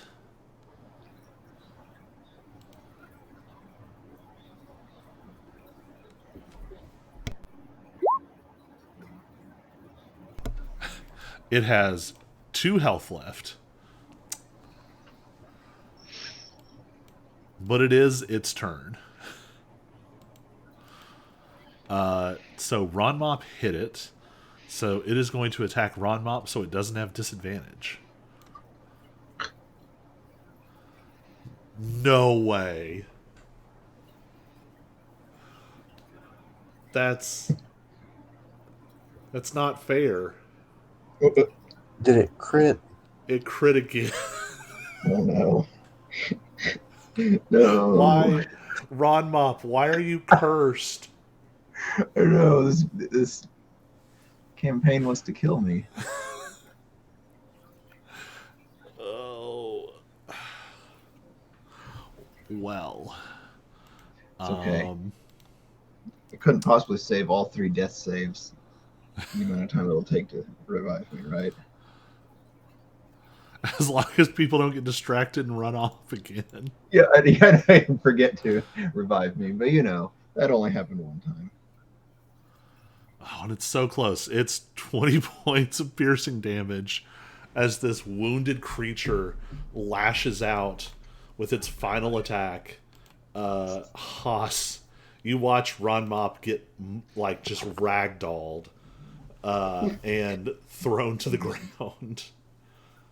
Well, I guess he's more of like a jointed hard plastic construct. He gets rag action figured. Yes, yeah. Haas, you're up. Avenge me, Haas. He's so weak. Ron Mop, try not to die because I'm just. Man, I'm I supposed gotta to be kill the this tank, thing. too. 20. That will hit. You can't not kill it. How do you finish it? With a very well placed arrow, I just drop it into its eye socket. Absolutely, just putting the arrow straight through its skull, through the eyeball.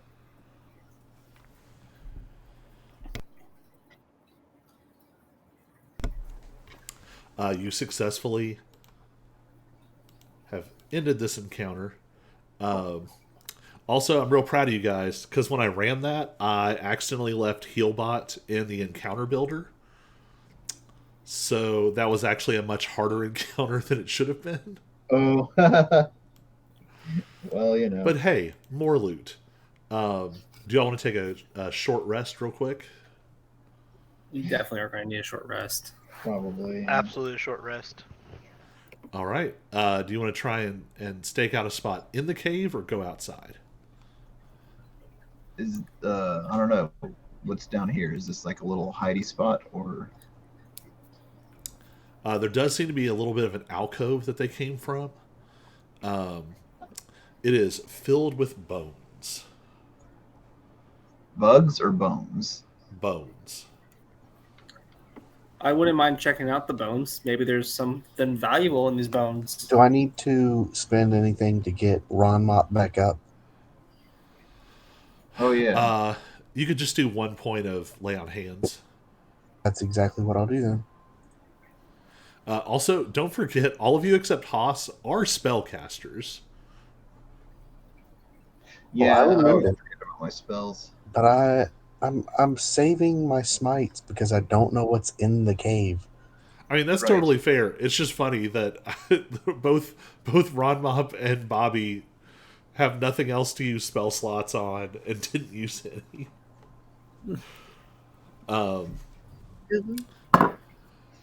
So how much healing did I get? Just 1 point. Yep. Okay, so And I then don't I- want these dire wolf or wolf skins to go to waste. So if we drag them in here, they're at least kind of hidden. Yeah, you can kind of drag them in there. I'll also say if you want, give me an investigation check to kind of root around through the bones.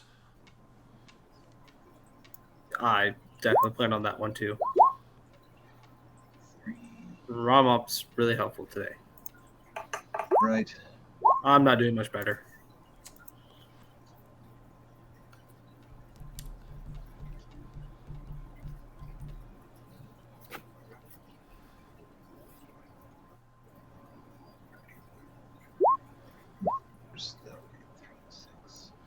And don't forget you're adding your... okay, it looks like it's already added. Oof, that was a 1. Brutal. So yeah, you all can spend up to... is it half your hit dice per short rest?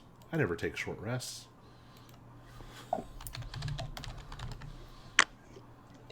Why would we only be able to spend half our hit die? Oh no, it's the maximum amount. What's the other rule? Oh, it's you regain half of your maximum hit die on a long rest. The actual amount of hit dice. That was the number I had stuck in my head.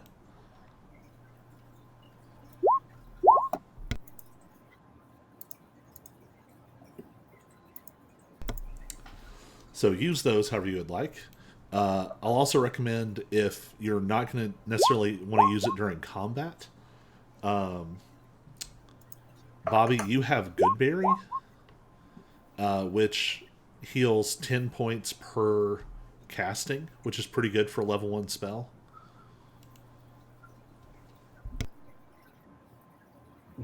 Does my temporary HP reset now or at long rests?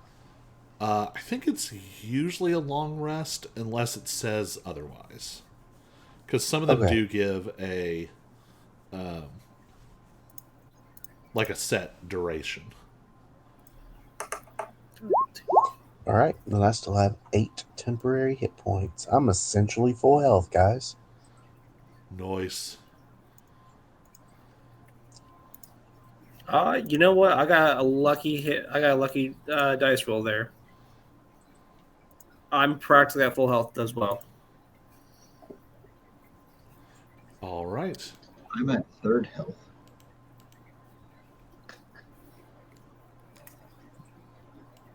I'll say you can also use potions. You can also use spells if you would like to.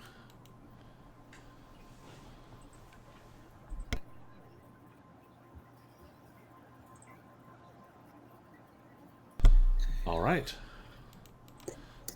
So once everyone is wherever they would like to be, you all can continue to make your way through.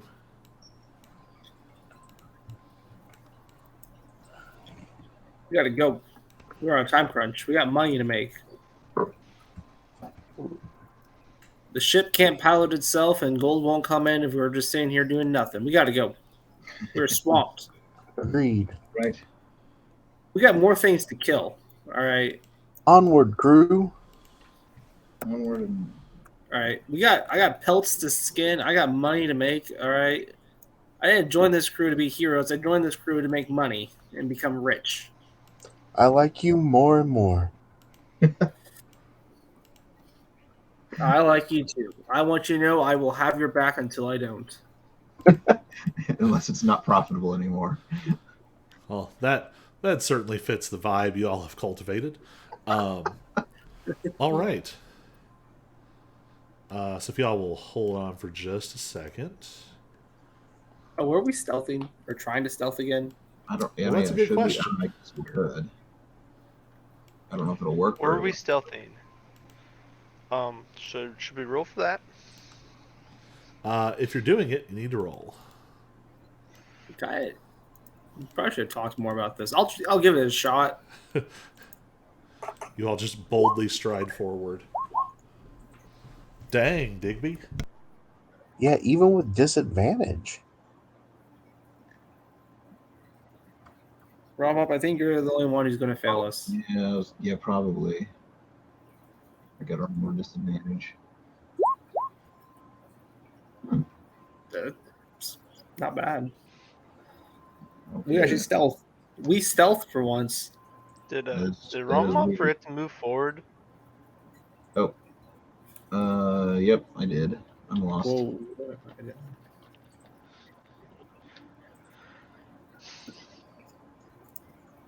Hang on, guys, I'm coming. There we go. Do I hear or perceive any creatures ahead of us? Oh, yeah, we could do perception checks, I guess. I was gonna say it sounds like good use for perception checks. Can Haas hear anything with his massive ears? Absolutely not. You're getting that one.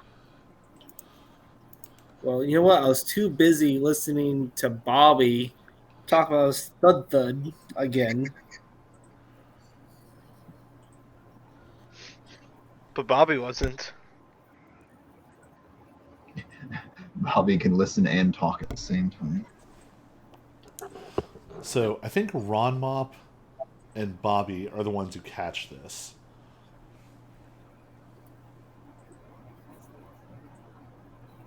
You hear the sound. Silence. It's almost silence. It sounds like. This is a good question. Okay, Bobby would recognize this. Do you think Ron Mop has ever had a dog?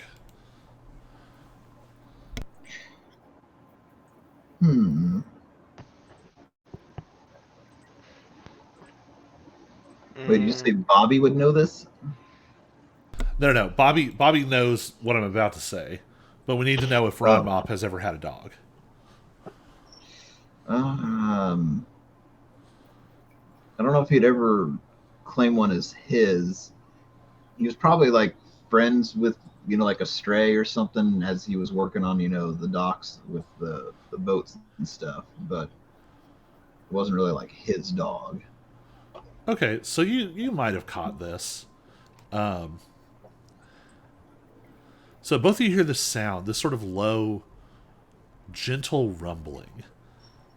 And as you sort of put it together, it seems like, it almost sounds like a couple of dogs, a small group of dogs snoring, but scaled up on like huge dogs snoring.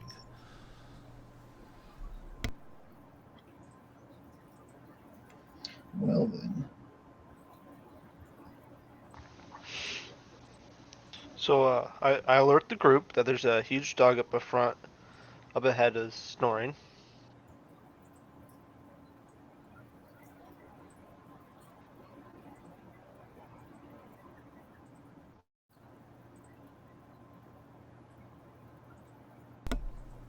So what are y'all gonna do? Boy. Slowly move forward.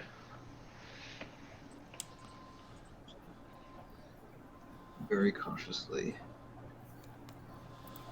All right. If I can get I'll say with your y'all had some pretty good stealth checks, so it seems like you're pretty safe to approach further. We're sneaking. I just hoping that Haas's hearing will.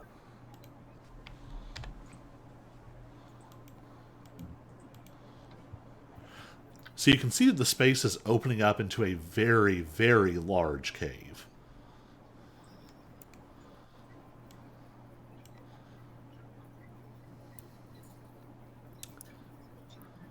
Everyone must stick around Haas, for he is the light.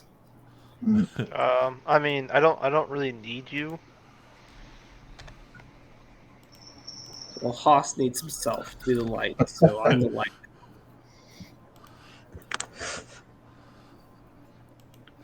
That rumbling sound is much louder now.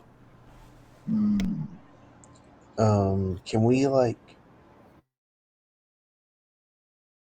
having just fought a bunch of wolves, can we go on our guard, sort of looking for them, just to try and avoid a surprise round? Yeah. That killed us last time. They honestly Weapons up. didn't even roll that good. Yeah, but we So, rolled worse. I think Digby and Bobby are catching the edge of it now. There is a huge mound of something near the far edge of this room. And as you watch, it sort of gently rises and falls slightly. Oh no, it's asleep. Guys, we need to spread out and surround it. We Don't need to let go it- back to the ship and let's get explosives and just blow it up. Don't let it catch us with another breath weapon. So you see this massive sort of misshapen lupine face, and it's sort of snoring gently. And as it snores, the edges of its mouth sort of flap loosely in a very disturbing way. Gosh.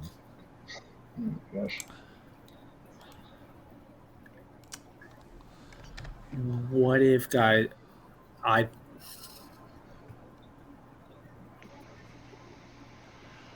Everyone give me another perception check.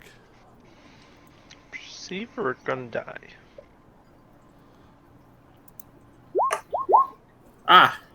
we're good. Gotta keep them up. Love it, love it, love it, love it.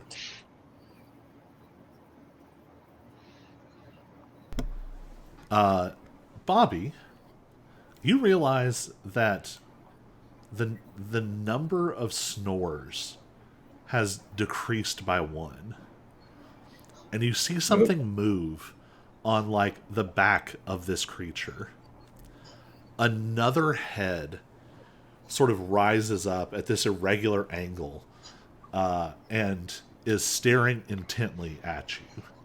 Oh no.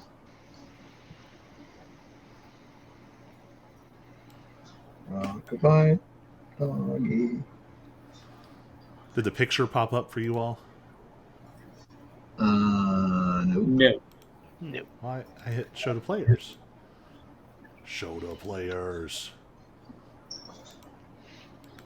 Is this gonna be another one where you cut off one head, 2 heads appear? Did It's it a show up Hydra now? dog. Whoa, it's horrifying. You see the head that's looking at you is still huge, but it looks very similar to the sort of coal black fiery dog that you just killed. And the head sort of moves in a disturbing angular way, and then the head goes and Nice. suddenly all of the heads wake up, and you realize it's not quite like a hydra. It's almost like this irregular, like the frame of a dog with a weird sort of patchwork of different colors of fur, and there are heads coming out of it all over the place at weird angles, from parts that don't make sense. There's one like coming out of the shoulder, and one is coming out like up out of the hind quarters, like looking down.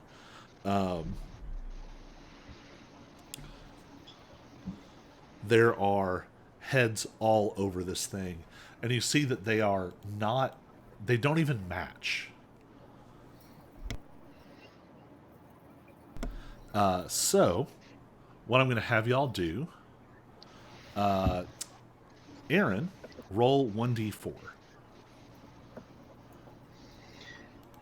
Okay. 1d4. Oof. All Good or right. bad? Everybody roll a d6.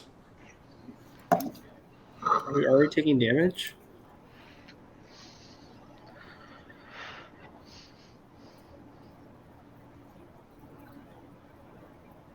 So 3, 3, 4, and 5.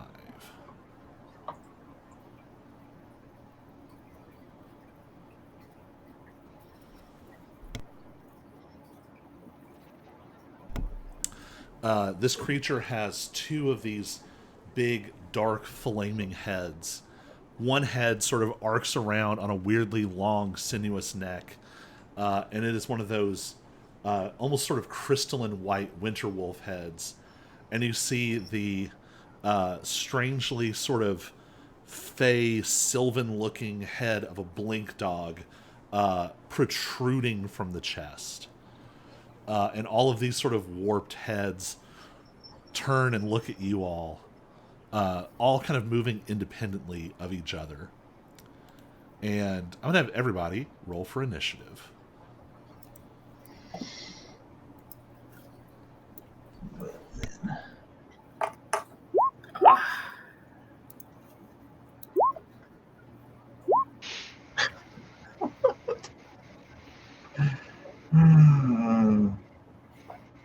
Well,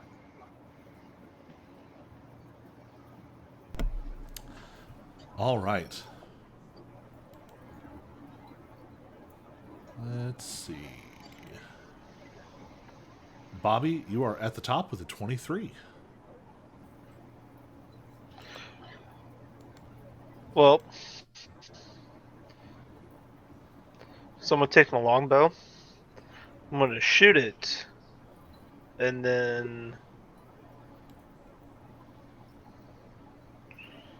I don't remember. Is Hunter's Mark an action? Hunter's Mark is a bonus action. Right, cool. So I'm gonna shoot it with my longbow. Are you wanting to Hunter's Mark it? Because I would do that first. Well, yeah, I'm gonna Hunter's Mark it. All right. Yep, that'll hit. Roll damage and add Hunter's Mark. And be sure to mark off your spell slot. I did.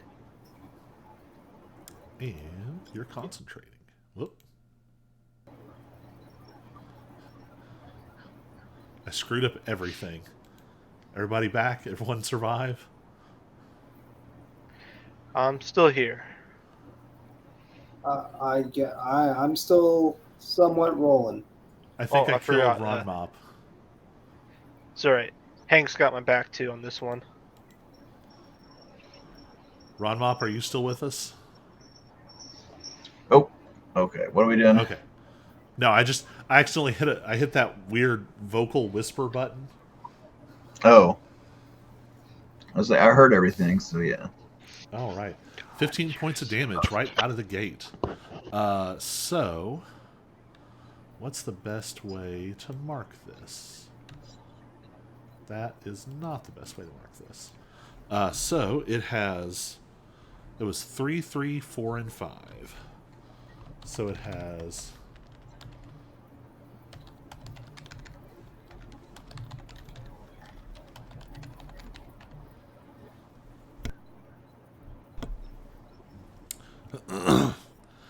What kind of elemental damage are you doing with it? Lightning. All right. So with 15 points of damage, you kill one of the heads. Roll 1d4.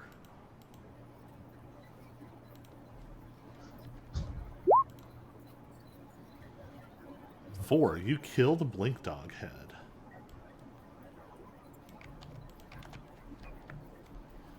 And if it makes you feel better, it is not regenerating based on the number of heads.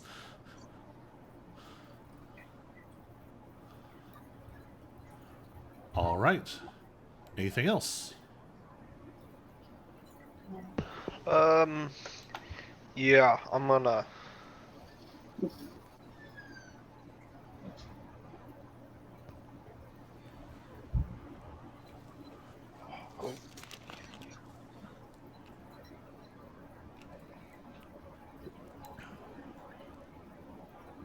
There we go.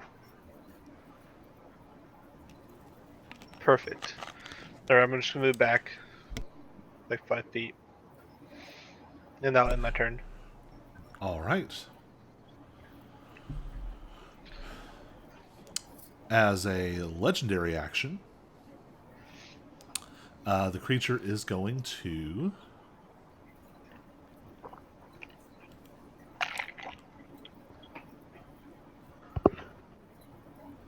Let's see.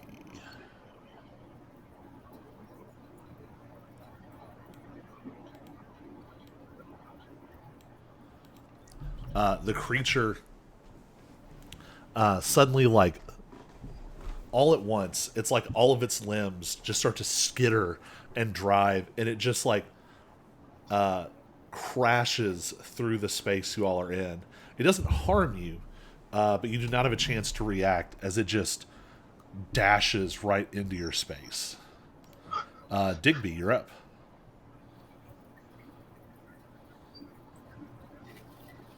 Okay. Don't like that, but would do I have enough space to walk around it? Yeah, you do. Okay.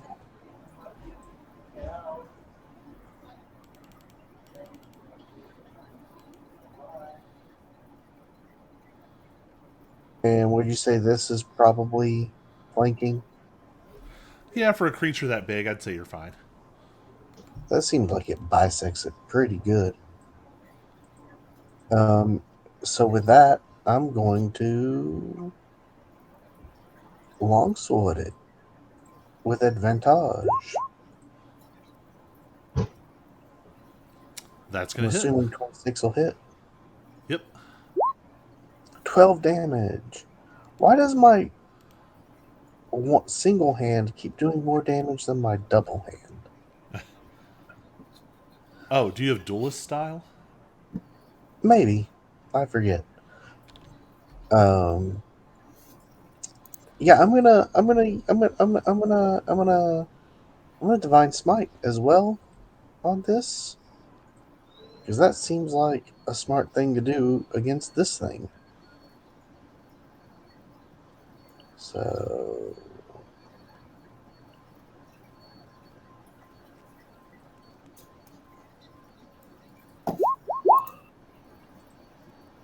11 more damage, Jeez. and that'll take another spell slot away from me. I only got one left, and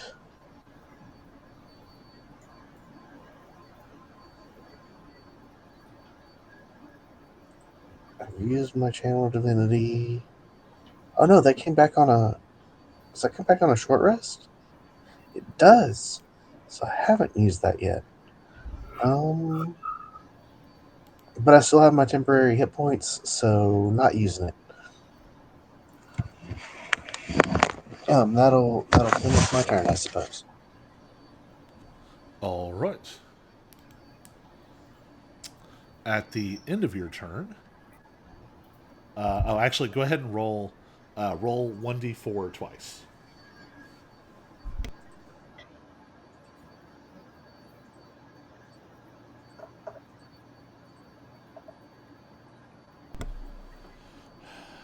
On a 3.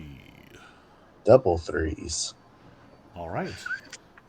It has one Hellhound head left.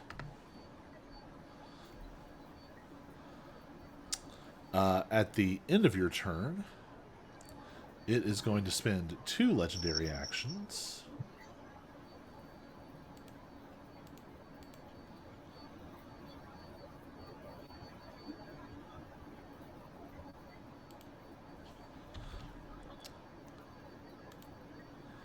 It's going to regain 10 hit points. And it's going to add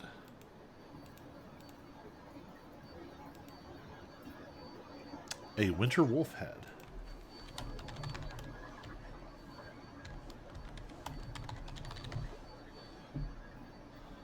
All right. Is that the end of your turn? Yeah, because it was using legendary. Haas, you're up.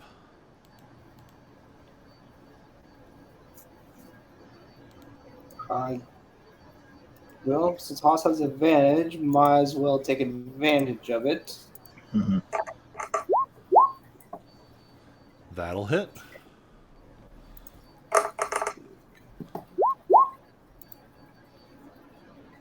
Oof. So, a healthy chunk.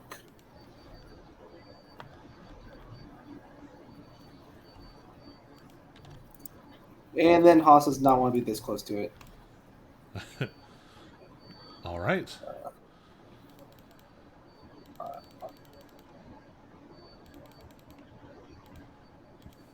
I'll go here.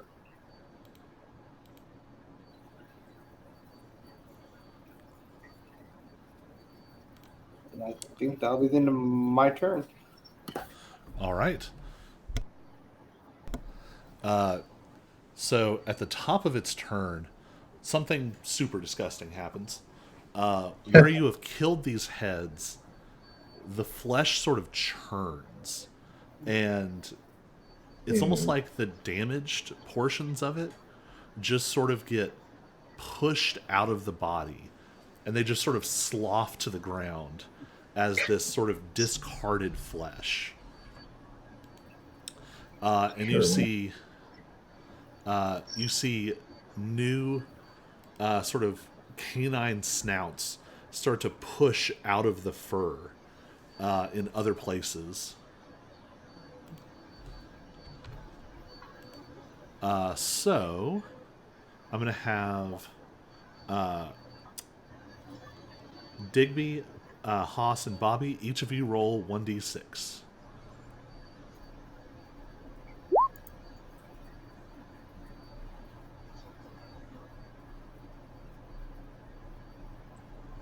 Five. All right. It is going to gain. It had one hell head when it took that damage. So, or sorry, one hell, one winter. So it has one hell, one dire.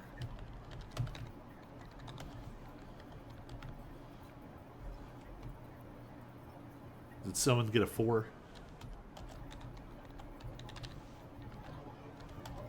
Think Digby got a 5. Okay, 5.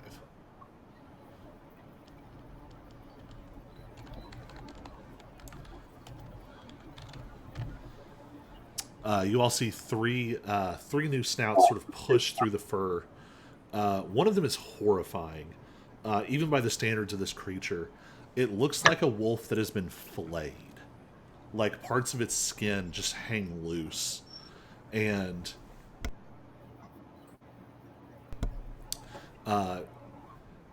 on the creature's turn, after these sort of heal and grow back in, this flayed head, the flesh sort of like peels back, and there is a monstrous screaming human face underneath, and it lets out this piercing inhuman howl. And all of you need to make a wisdom saving throw.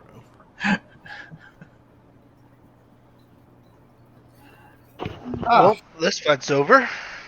Yep. Wisdom PPK save. right there. Never mind.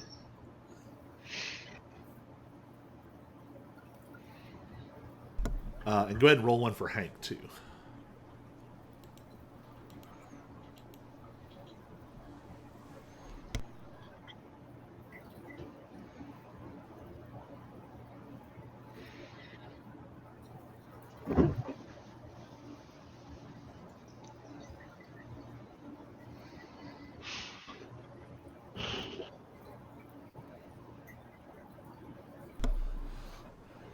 All right. So Hank and Bobby, there's just this soul-piercing terror that rips through you all. And before the howl even fades, the creature's heads begin to almost sort of move beneath the skin. And they burst out from strange and unusual angles. And they're going to make bite attacks. So it's going to make a big bite attack against Digby. That's a 24 to hit. Yeah, that'll get me. That'll be 8 piercing. And then it's going My to make temp HP is gone. a dire wolf bite against Ron Mop. That's a 20 to hit. 7 points of piercing. There is a flicker, and the creature is going to teleport, moving about 20 feet, and it is going to make a blink dog bite, which I guess is just the basic. Yeah, it's just the basic bite against Haas, which is a 23 to hit. That'll hit. That is 8 piercing. And the flayed face is going to try and bite Hank, but only gets a 10 to hit. Oh, Hank's safe. It lets out a horrifying howl. Not mechanically horrifying, just the normal kind. Ron Mop, it is your turn.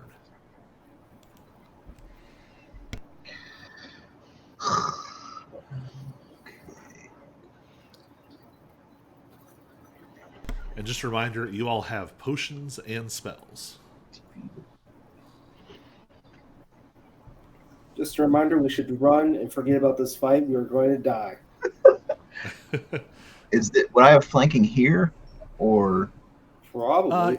Yeah, I'd say it's close enough. Yeah, I wasn't sure. I couldn't tell. Maybe that might be more bisecting. Okay. Anyways,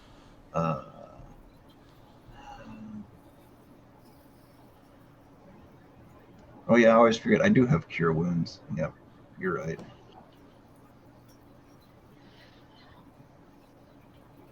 This time I will just punch at him because I don't know what else to do. Mess him up. That is going to hit. Nice. I guess I'll use my last charge.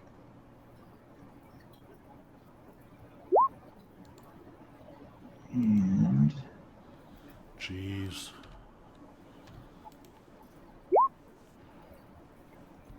two ultraviolet. Oh, I get temporary hit points. Okay. Nice. How much damage did I deal? So you did 7 from the core. And also, go ahead and roll 1d4. It says number equal to the damage. Oh, the damage dealt just by the core and not By the core. Okay, so just 7. Okay.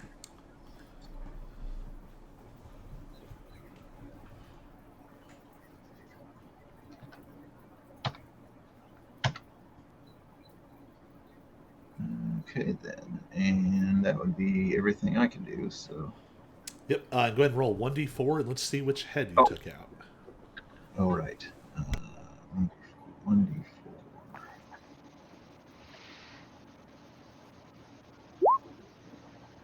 Three.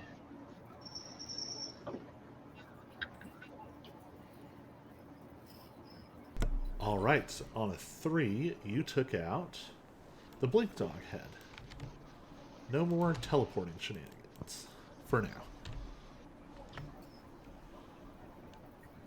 All right. Back to the top with Bobby.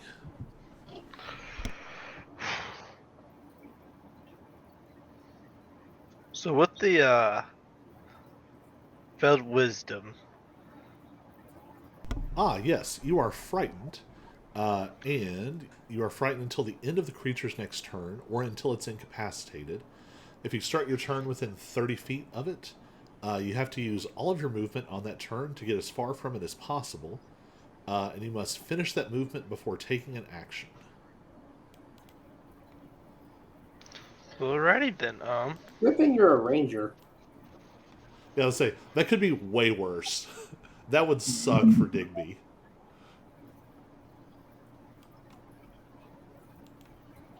So you and Hank are going to need to get 30 feet away.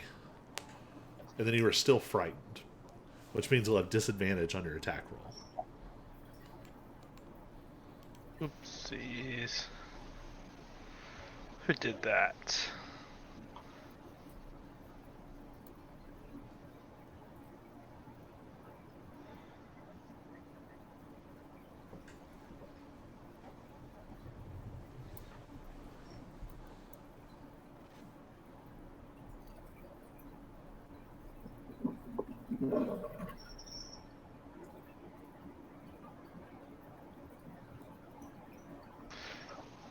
That's why I was going insane. My like ruler bar had like glitched out or something. It was like half the icon was showing. It was weird. There we go, 30 feet away. All right. And now you can take your turn as normal. Alright, we'll roll with disadvantage.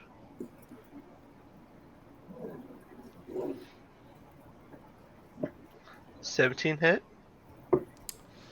17 will hit.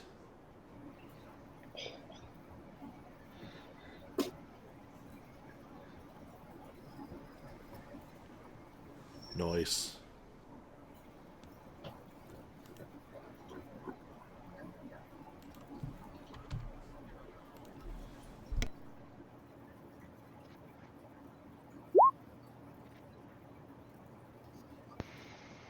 We lost him. Oh, we're killing people again.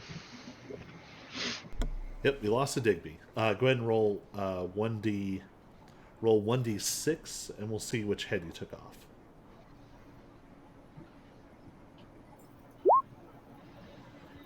On a 2, that's going to be the Hellhound head. So it has 1 dire and 1 yes. But at the end of your turn, Under the Hellhound, and we don't have a breath weapon. at the end of your turn, it's going to spend 2 legendary actions.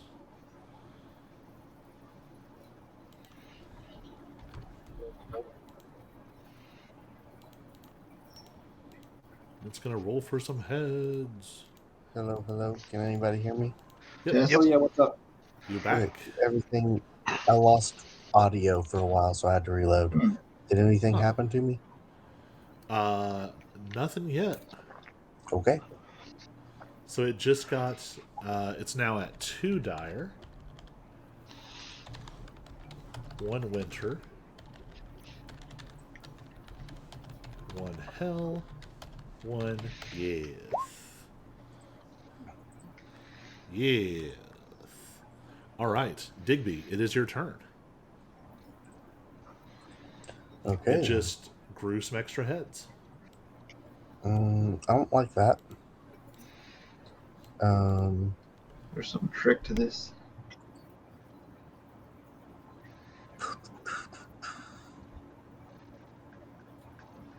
I mean, just to make you feel better, it gets to regain some health and some heads at the start of its turn, and by spending 2 legendary actions. So there's a set amount this can happen per turn. Ah, So you don't have to worry about like if we don't do this or that. I'd search for secret levers in the room or something.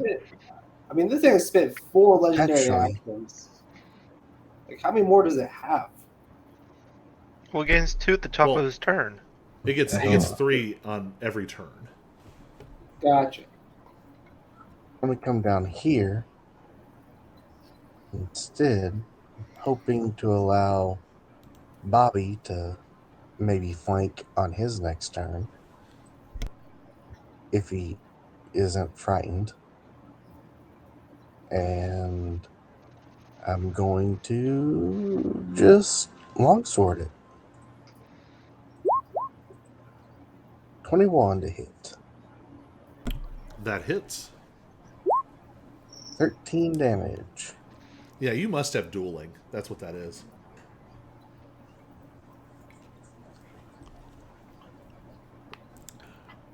And it is just short of taking off a head.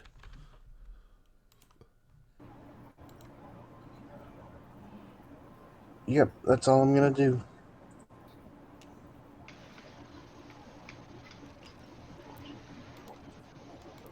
All right.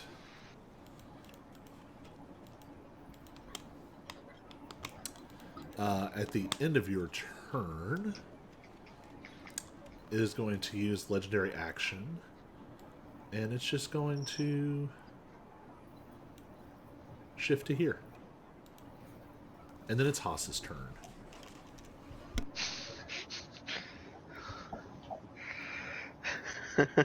So if I use steady aim, get the advantage. Oh man, that's gonna put me in a bad spot, isn't it? To use all the attacks.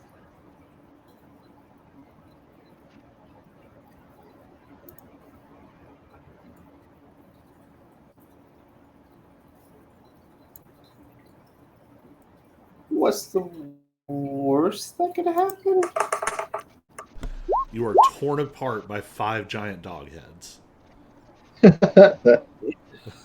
It's a very specific what's the worst that could happen. That will hit. I understand that, but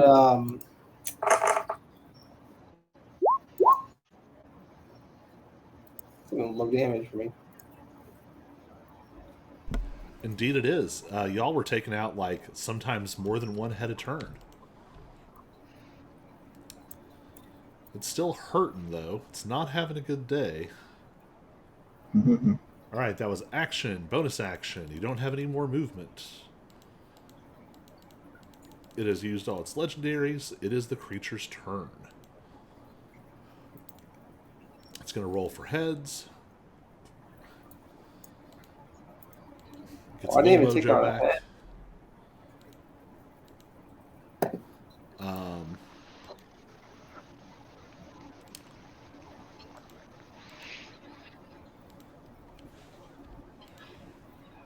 So we're going to see what head it gets. Another dire.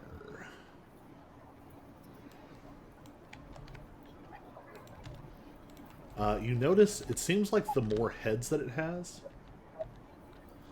it's almost starting to like churn and bubble like a giant flesh cauldron.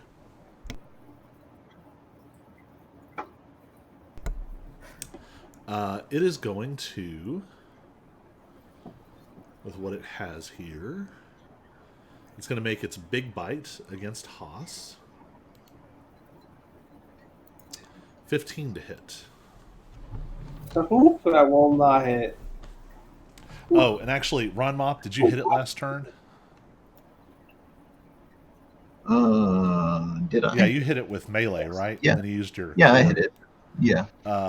It is going to move... Oh, that's right. back up, and you're going to get some fun. Okay. 1 dire bite, miss. 2 dire bites, miss. 3 dire bites, miss in a row.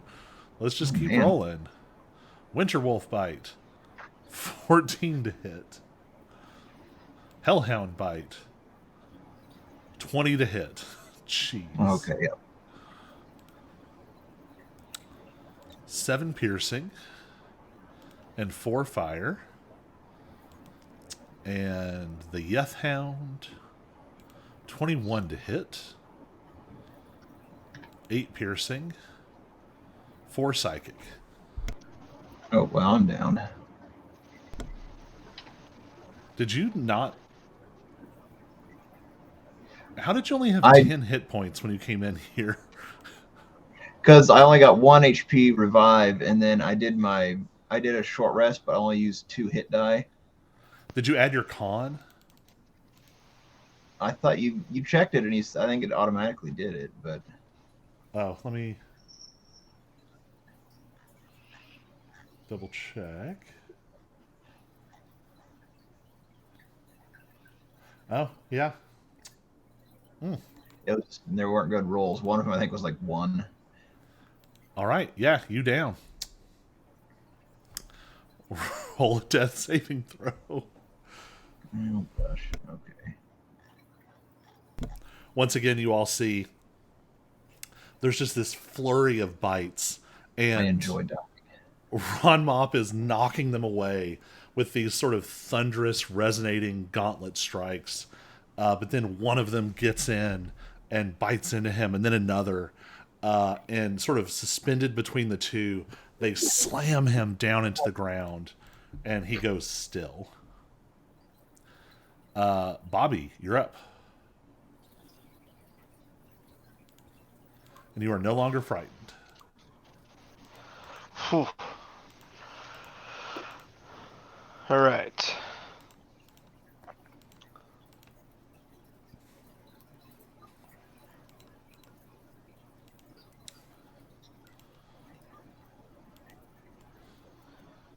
So Hank's gonna move forward. I'm just gonna attack him, keep my distance, use my longbow as long as I can before he Oh, comes to Ron Mop, attack me. did you count your temporary hit points just then? Yeah, no, because Okay. the 7 took out my 7 temp, and then the rest of it took me down. Does a 20 hit? 20 definitely hits.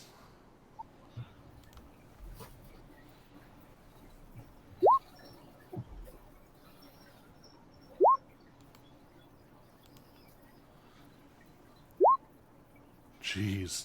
17 damage. Roll 1d6.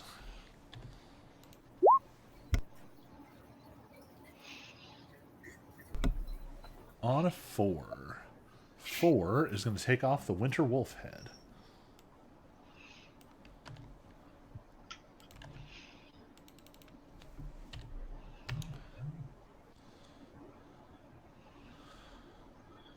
All right. Is Hank going to bravely rush in there? No. He doesn't have movement.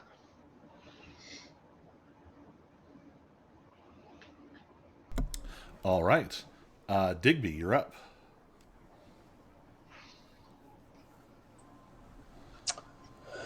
All right.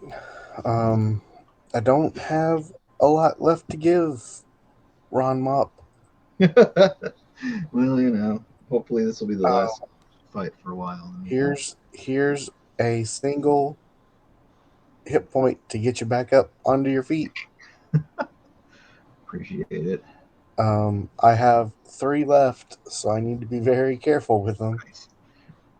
in case other people go down. And with that, I will. That's my action. So I'll come down here and hope to keep him from coming back at you. Okay. But that's all I can do for this turn. Right. Oh, I'm showing you like standing in him. Where is he? He's like under you. Whoa. Am I in him now? You're like on the edge. Okay. Yeah, before it looked like he was one, two, three or four spaces below me. Like if you Weird. were to move like four down. It must not have Okay. updated from when he came up to bite Ron Mop. Okay, so well, at the very least I can move over here so that that haste can maybe have advantage. But yeah, that's all I can do for now. All right.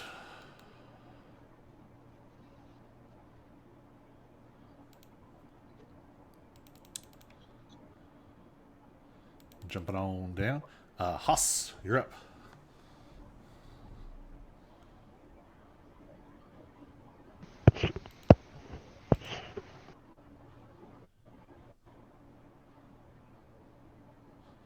Huss, you're on mute. I understand that real well. Really good at that, actually. I have advantage through Digby, so hit him. That will definitely hit. Weird. It registered as a That 33. felt like a good one. All right. Roll 1d6 and let's see which head you take off. Please be the Hellhound. On a 5. That's going to be the Yeth Hound. I have yet to see what that thing does besides be a regular hound. It did the horrible scream. Oh, well, you know what? That's generally good then. You know, where the flayed flesh of a wolf peeled back to reveal a horrid human visage that screamed and instilled mortal fear in everyone. Completely normal wolf things, you know. NBD, you know. Don't worry, he's a rescue. We call him Bubbles. Sorry, I got distracted. Okay, you attacked. What else do you want to do? Oh. I might as well stick around so that Digby could get a flanking. All right. And is it Ron Mob like back up or Yeah, I've got one hit Yes. point.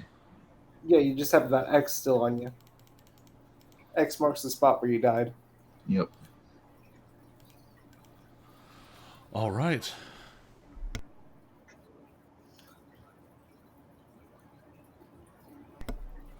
Um, it is the creature's turn. It's going to roll for heads. Some heads will roll.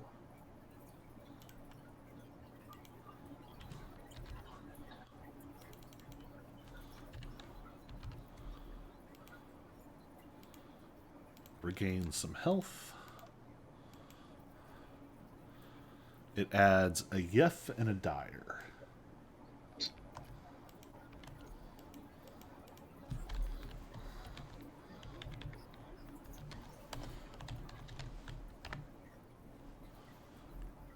All right. It's finally going to use a breath weapon. Um, is it? Does that make the most sense? No, it's not. Even though I wanna, it's gonna bite the crap out of you all. Big bite on Digby. That's a 12. But Miss. don't worry, there's more. 22. But wait, there's more. 22 will hit. 10 points of piercing. Natural 1 misses. 11 misses. This thing should be much more dangerous. It just rolls like garbage. A 23 against Haas. That's gonna hit. So the Hellhound head leans down, 9 points of piercing and 3 points of fire. That hurts. And the Yeth Hound is Mm. Ron Mop hasn't stood up yet. I don't know that it understands that Ron Mop is back. 15 to hit against Digby. That's Guessing a that's miss. a miss. All It is right. a miss. Ron Mop, you're up. Right. Is a healing potion a bonus action or? To use it for yourself, it's a bonus action. Oh, it's 11.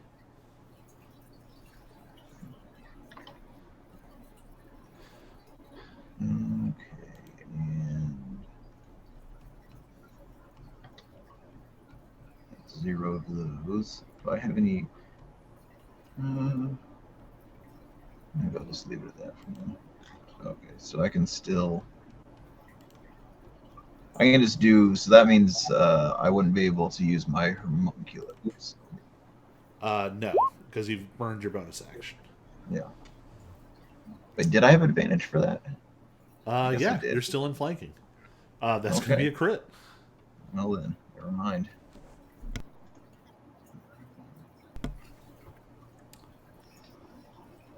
Yep, all things covering. Come on.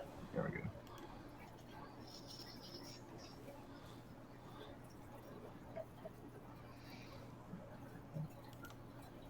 Nice. Nope, it didn't send it to the other thing, but okay. I read it as 12. Is that right? Yes, yeah, it was 12. All right, that's Oh. action, bonus action. Do you want to Yep, move? I think so. Nah, let's stay here. All right, Risk. Bobby, you're up.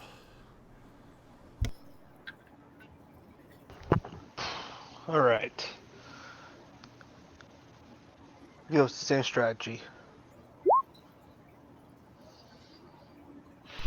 12 Or ain't not. going to do it. It's all right though. Hicksman's got it out for so long now. He just wants to bite him. I'm going to say you have advantage on that because of Ron Mop.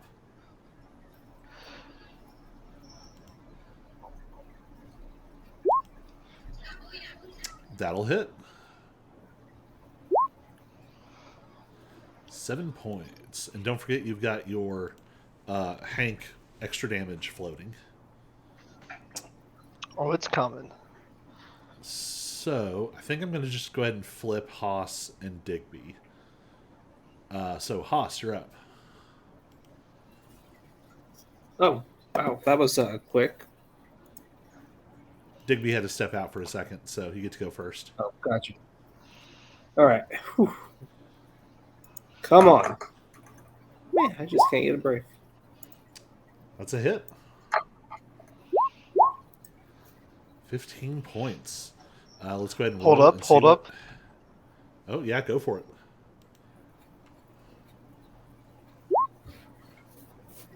Nice.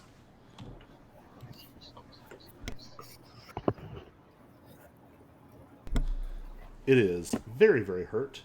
Go ahead and roll 1d6, and let's see which head you take off. A 1. A 1. That takes off a dire. Ah, It is was hoping very for- hurt. the yith It of has the hellhound. 5 heads. It is going to go ahead and it's going to spend 2 legendary actions, and it is going to make a bite attack against everyone it can reach. So it's going to make a direwolf bite against Ronmop. Only a 12. It is going to make a direwolf bite against Hank. A nat 1. Hellhound bite against Digby. 22. That gets me. 6 points of piercing. 3 points of fire. And a Yethhound bite against Haas, and it's only a 10. All Ooh, right. Thank goodness. Digby, it is your turn. It is very hurt, and it just spent 2 of its 3 legendary actions. I'm going to whack at it with advantage. Divine Whack. That'll hit. Thank goodness for advantage. And I'm pretty hurt again, so I'm going to use my last spell slot to Divine Smite once more. And that will, if it doesn't kill it, well, even if it does kill it, give me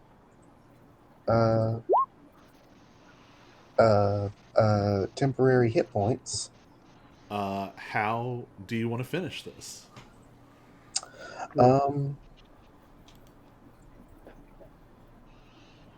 I like to think that I begin to glow faintly of a glorious radiant energy of some kind. And I swipe across its entire body, cutting off head after head as they try to grow out, before implanting my sword through its skull and pinning it to the ground. All right. In this flurry of divine light and steel, you just hack away at these heads, and more keep trying to bubble to the surface. And it's like it knows that it's on its last legs. And you see them pushing through. They're not even fully formed. One pushes through, and it's like the left side of a head, and the right side is just sort of loose, flapping skin, and it still tries to bite at you. And then one pushes out, and it's just like a bare coating of muscle over a canine skull with frost pouring out of its teeth. And it snaps at you, and you're just batting them away, and the churning gets worse and worse, and then it starts to diminish. And eventually the whole thing just sort of, it doesn't quite dissolve, but it goes boneless in a way that is not something you normally associate with a mammal. When I say boneless, I mean like boneless. Boneless chicken. Yeah. And the creature that will later be titled the Omnihound by specialists at the hub lets out one last pathetic sort of gurgle and just collapses. What do you all want to do?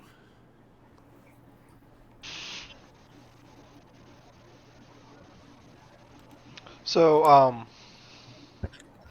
is there anything we could like take from the Omnitown to take back and sell? Does its like main head like is it like a bunch of small heads or like is it like sort of like the picture have like one giant head? So I'll pop up the other picture. So the other heads, just sort of, actually all the heads, just sort of emerge randomly from the body in different places. So it has 4 legs, but then everything else is pretty random. I will say this: give me a nature check with advantage.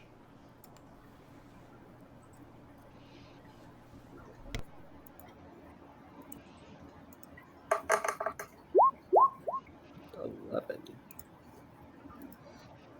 So All I of mean, us give you that? yeah, anyone who wants to.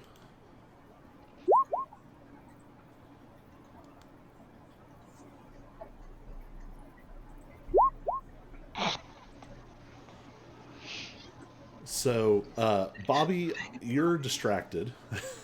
There's probably a lot of like post-battle care you have to do for Hank to like keep his scales clean and nice and all that. But the rest of you kind of piece this together. Haas, you at least recognize this is a one-of-a-kind species. Like, you don't necessarily know what's inside this thing, other than to know that you don't know, if that makes sense. Now, Ron Mop and Digby, you both kind of come out a step ahead. This is an exotic species. It's entirely possible the specimen as a whole is valuable because it seems to be one of a kind thus far. So you imagine that probably you can get something from the hub and their sort of research branch for the specimen itself. And then probably additional rewards over and above for whatever comes out of it. But you'll probably get better rewards if you bring it in intact and then sort of work the rest out later. Man, I really wanted to cut off its giant head and put it on the front of the ship as like Yeah, but it's not a skull. It's just With skin. how it went boneless, is it like still like a flesh, like almost like a? Yeah, it's still fleshy. It's disturbing. It's just like a blob. Yeah, well, someone compared it to a boneless chicken breast. That's about right. Like, it has some substance to it, but it doesn't have that rigid structure. That bones provide. Okay. Yeah. And then, is there anything else in the cave with all the bone pit over here? Give me an investigation check. I want in on this action. Taking my light over here.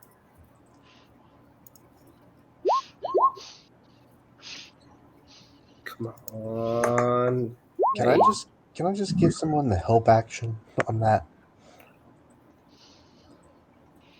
What, a regular investigation check?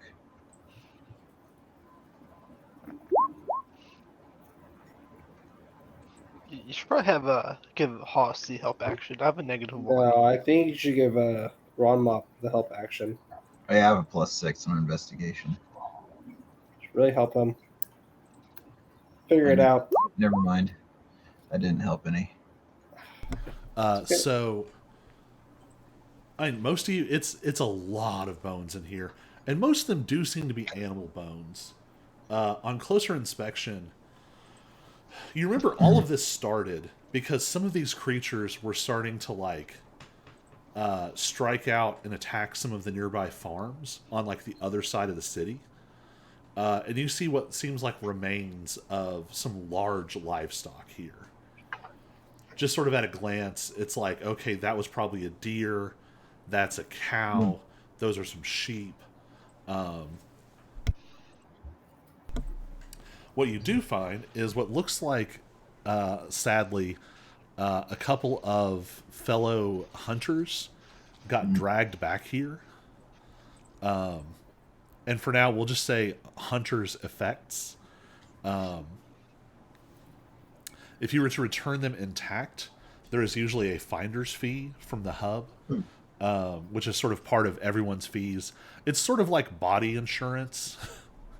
It's to make sure that like your remains either get brought back for resurrection or at least for proper burial, and it discourages people from looting your corpse. That being said, you could also see what's valuable, but it's up to you all. Loot the corpse or collect the fee. The fee is guaranteed, the corpse with stuff is not. Ooh, that's a tough choice. That's like a gambling. Like, do you Can go we- with the safe option, or do you like... Can we investigate them to see if there's any Is there, what, valuable things on them?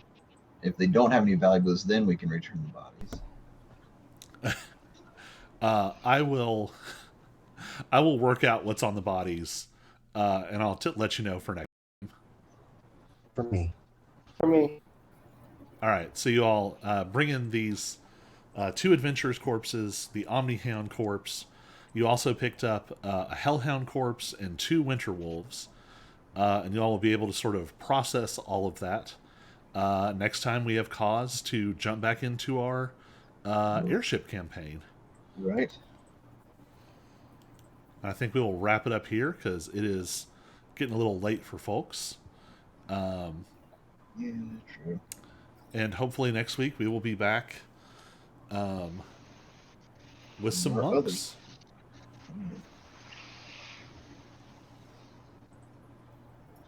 Yeah. All right. Everyone on the internet, have a wonderful night. And we will see you next week. Bye. Goodbye.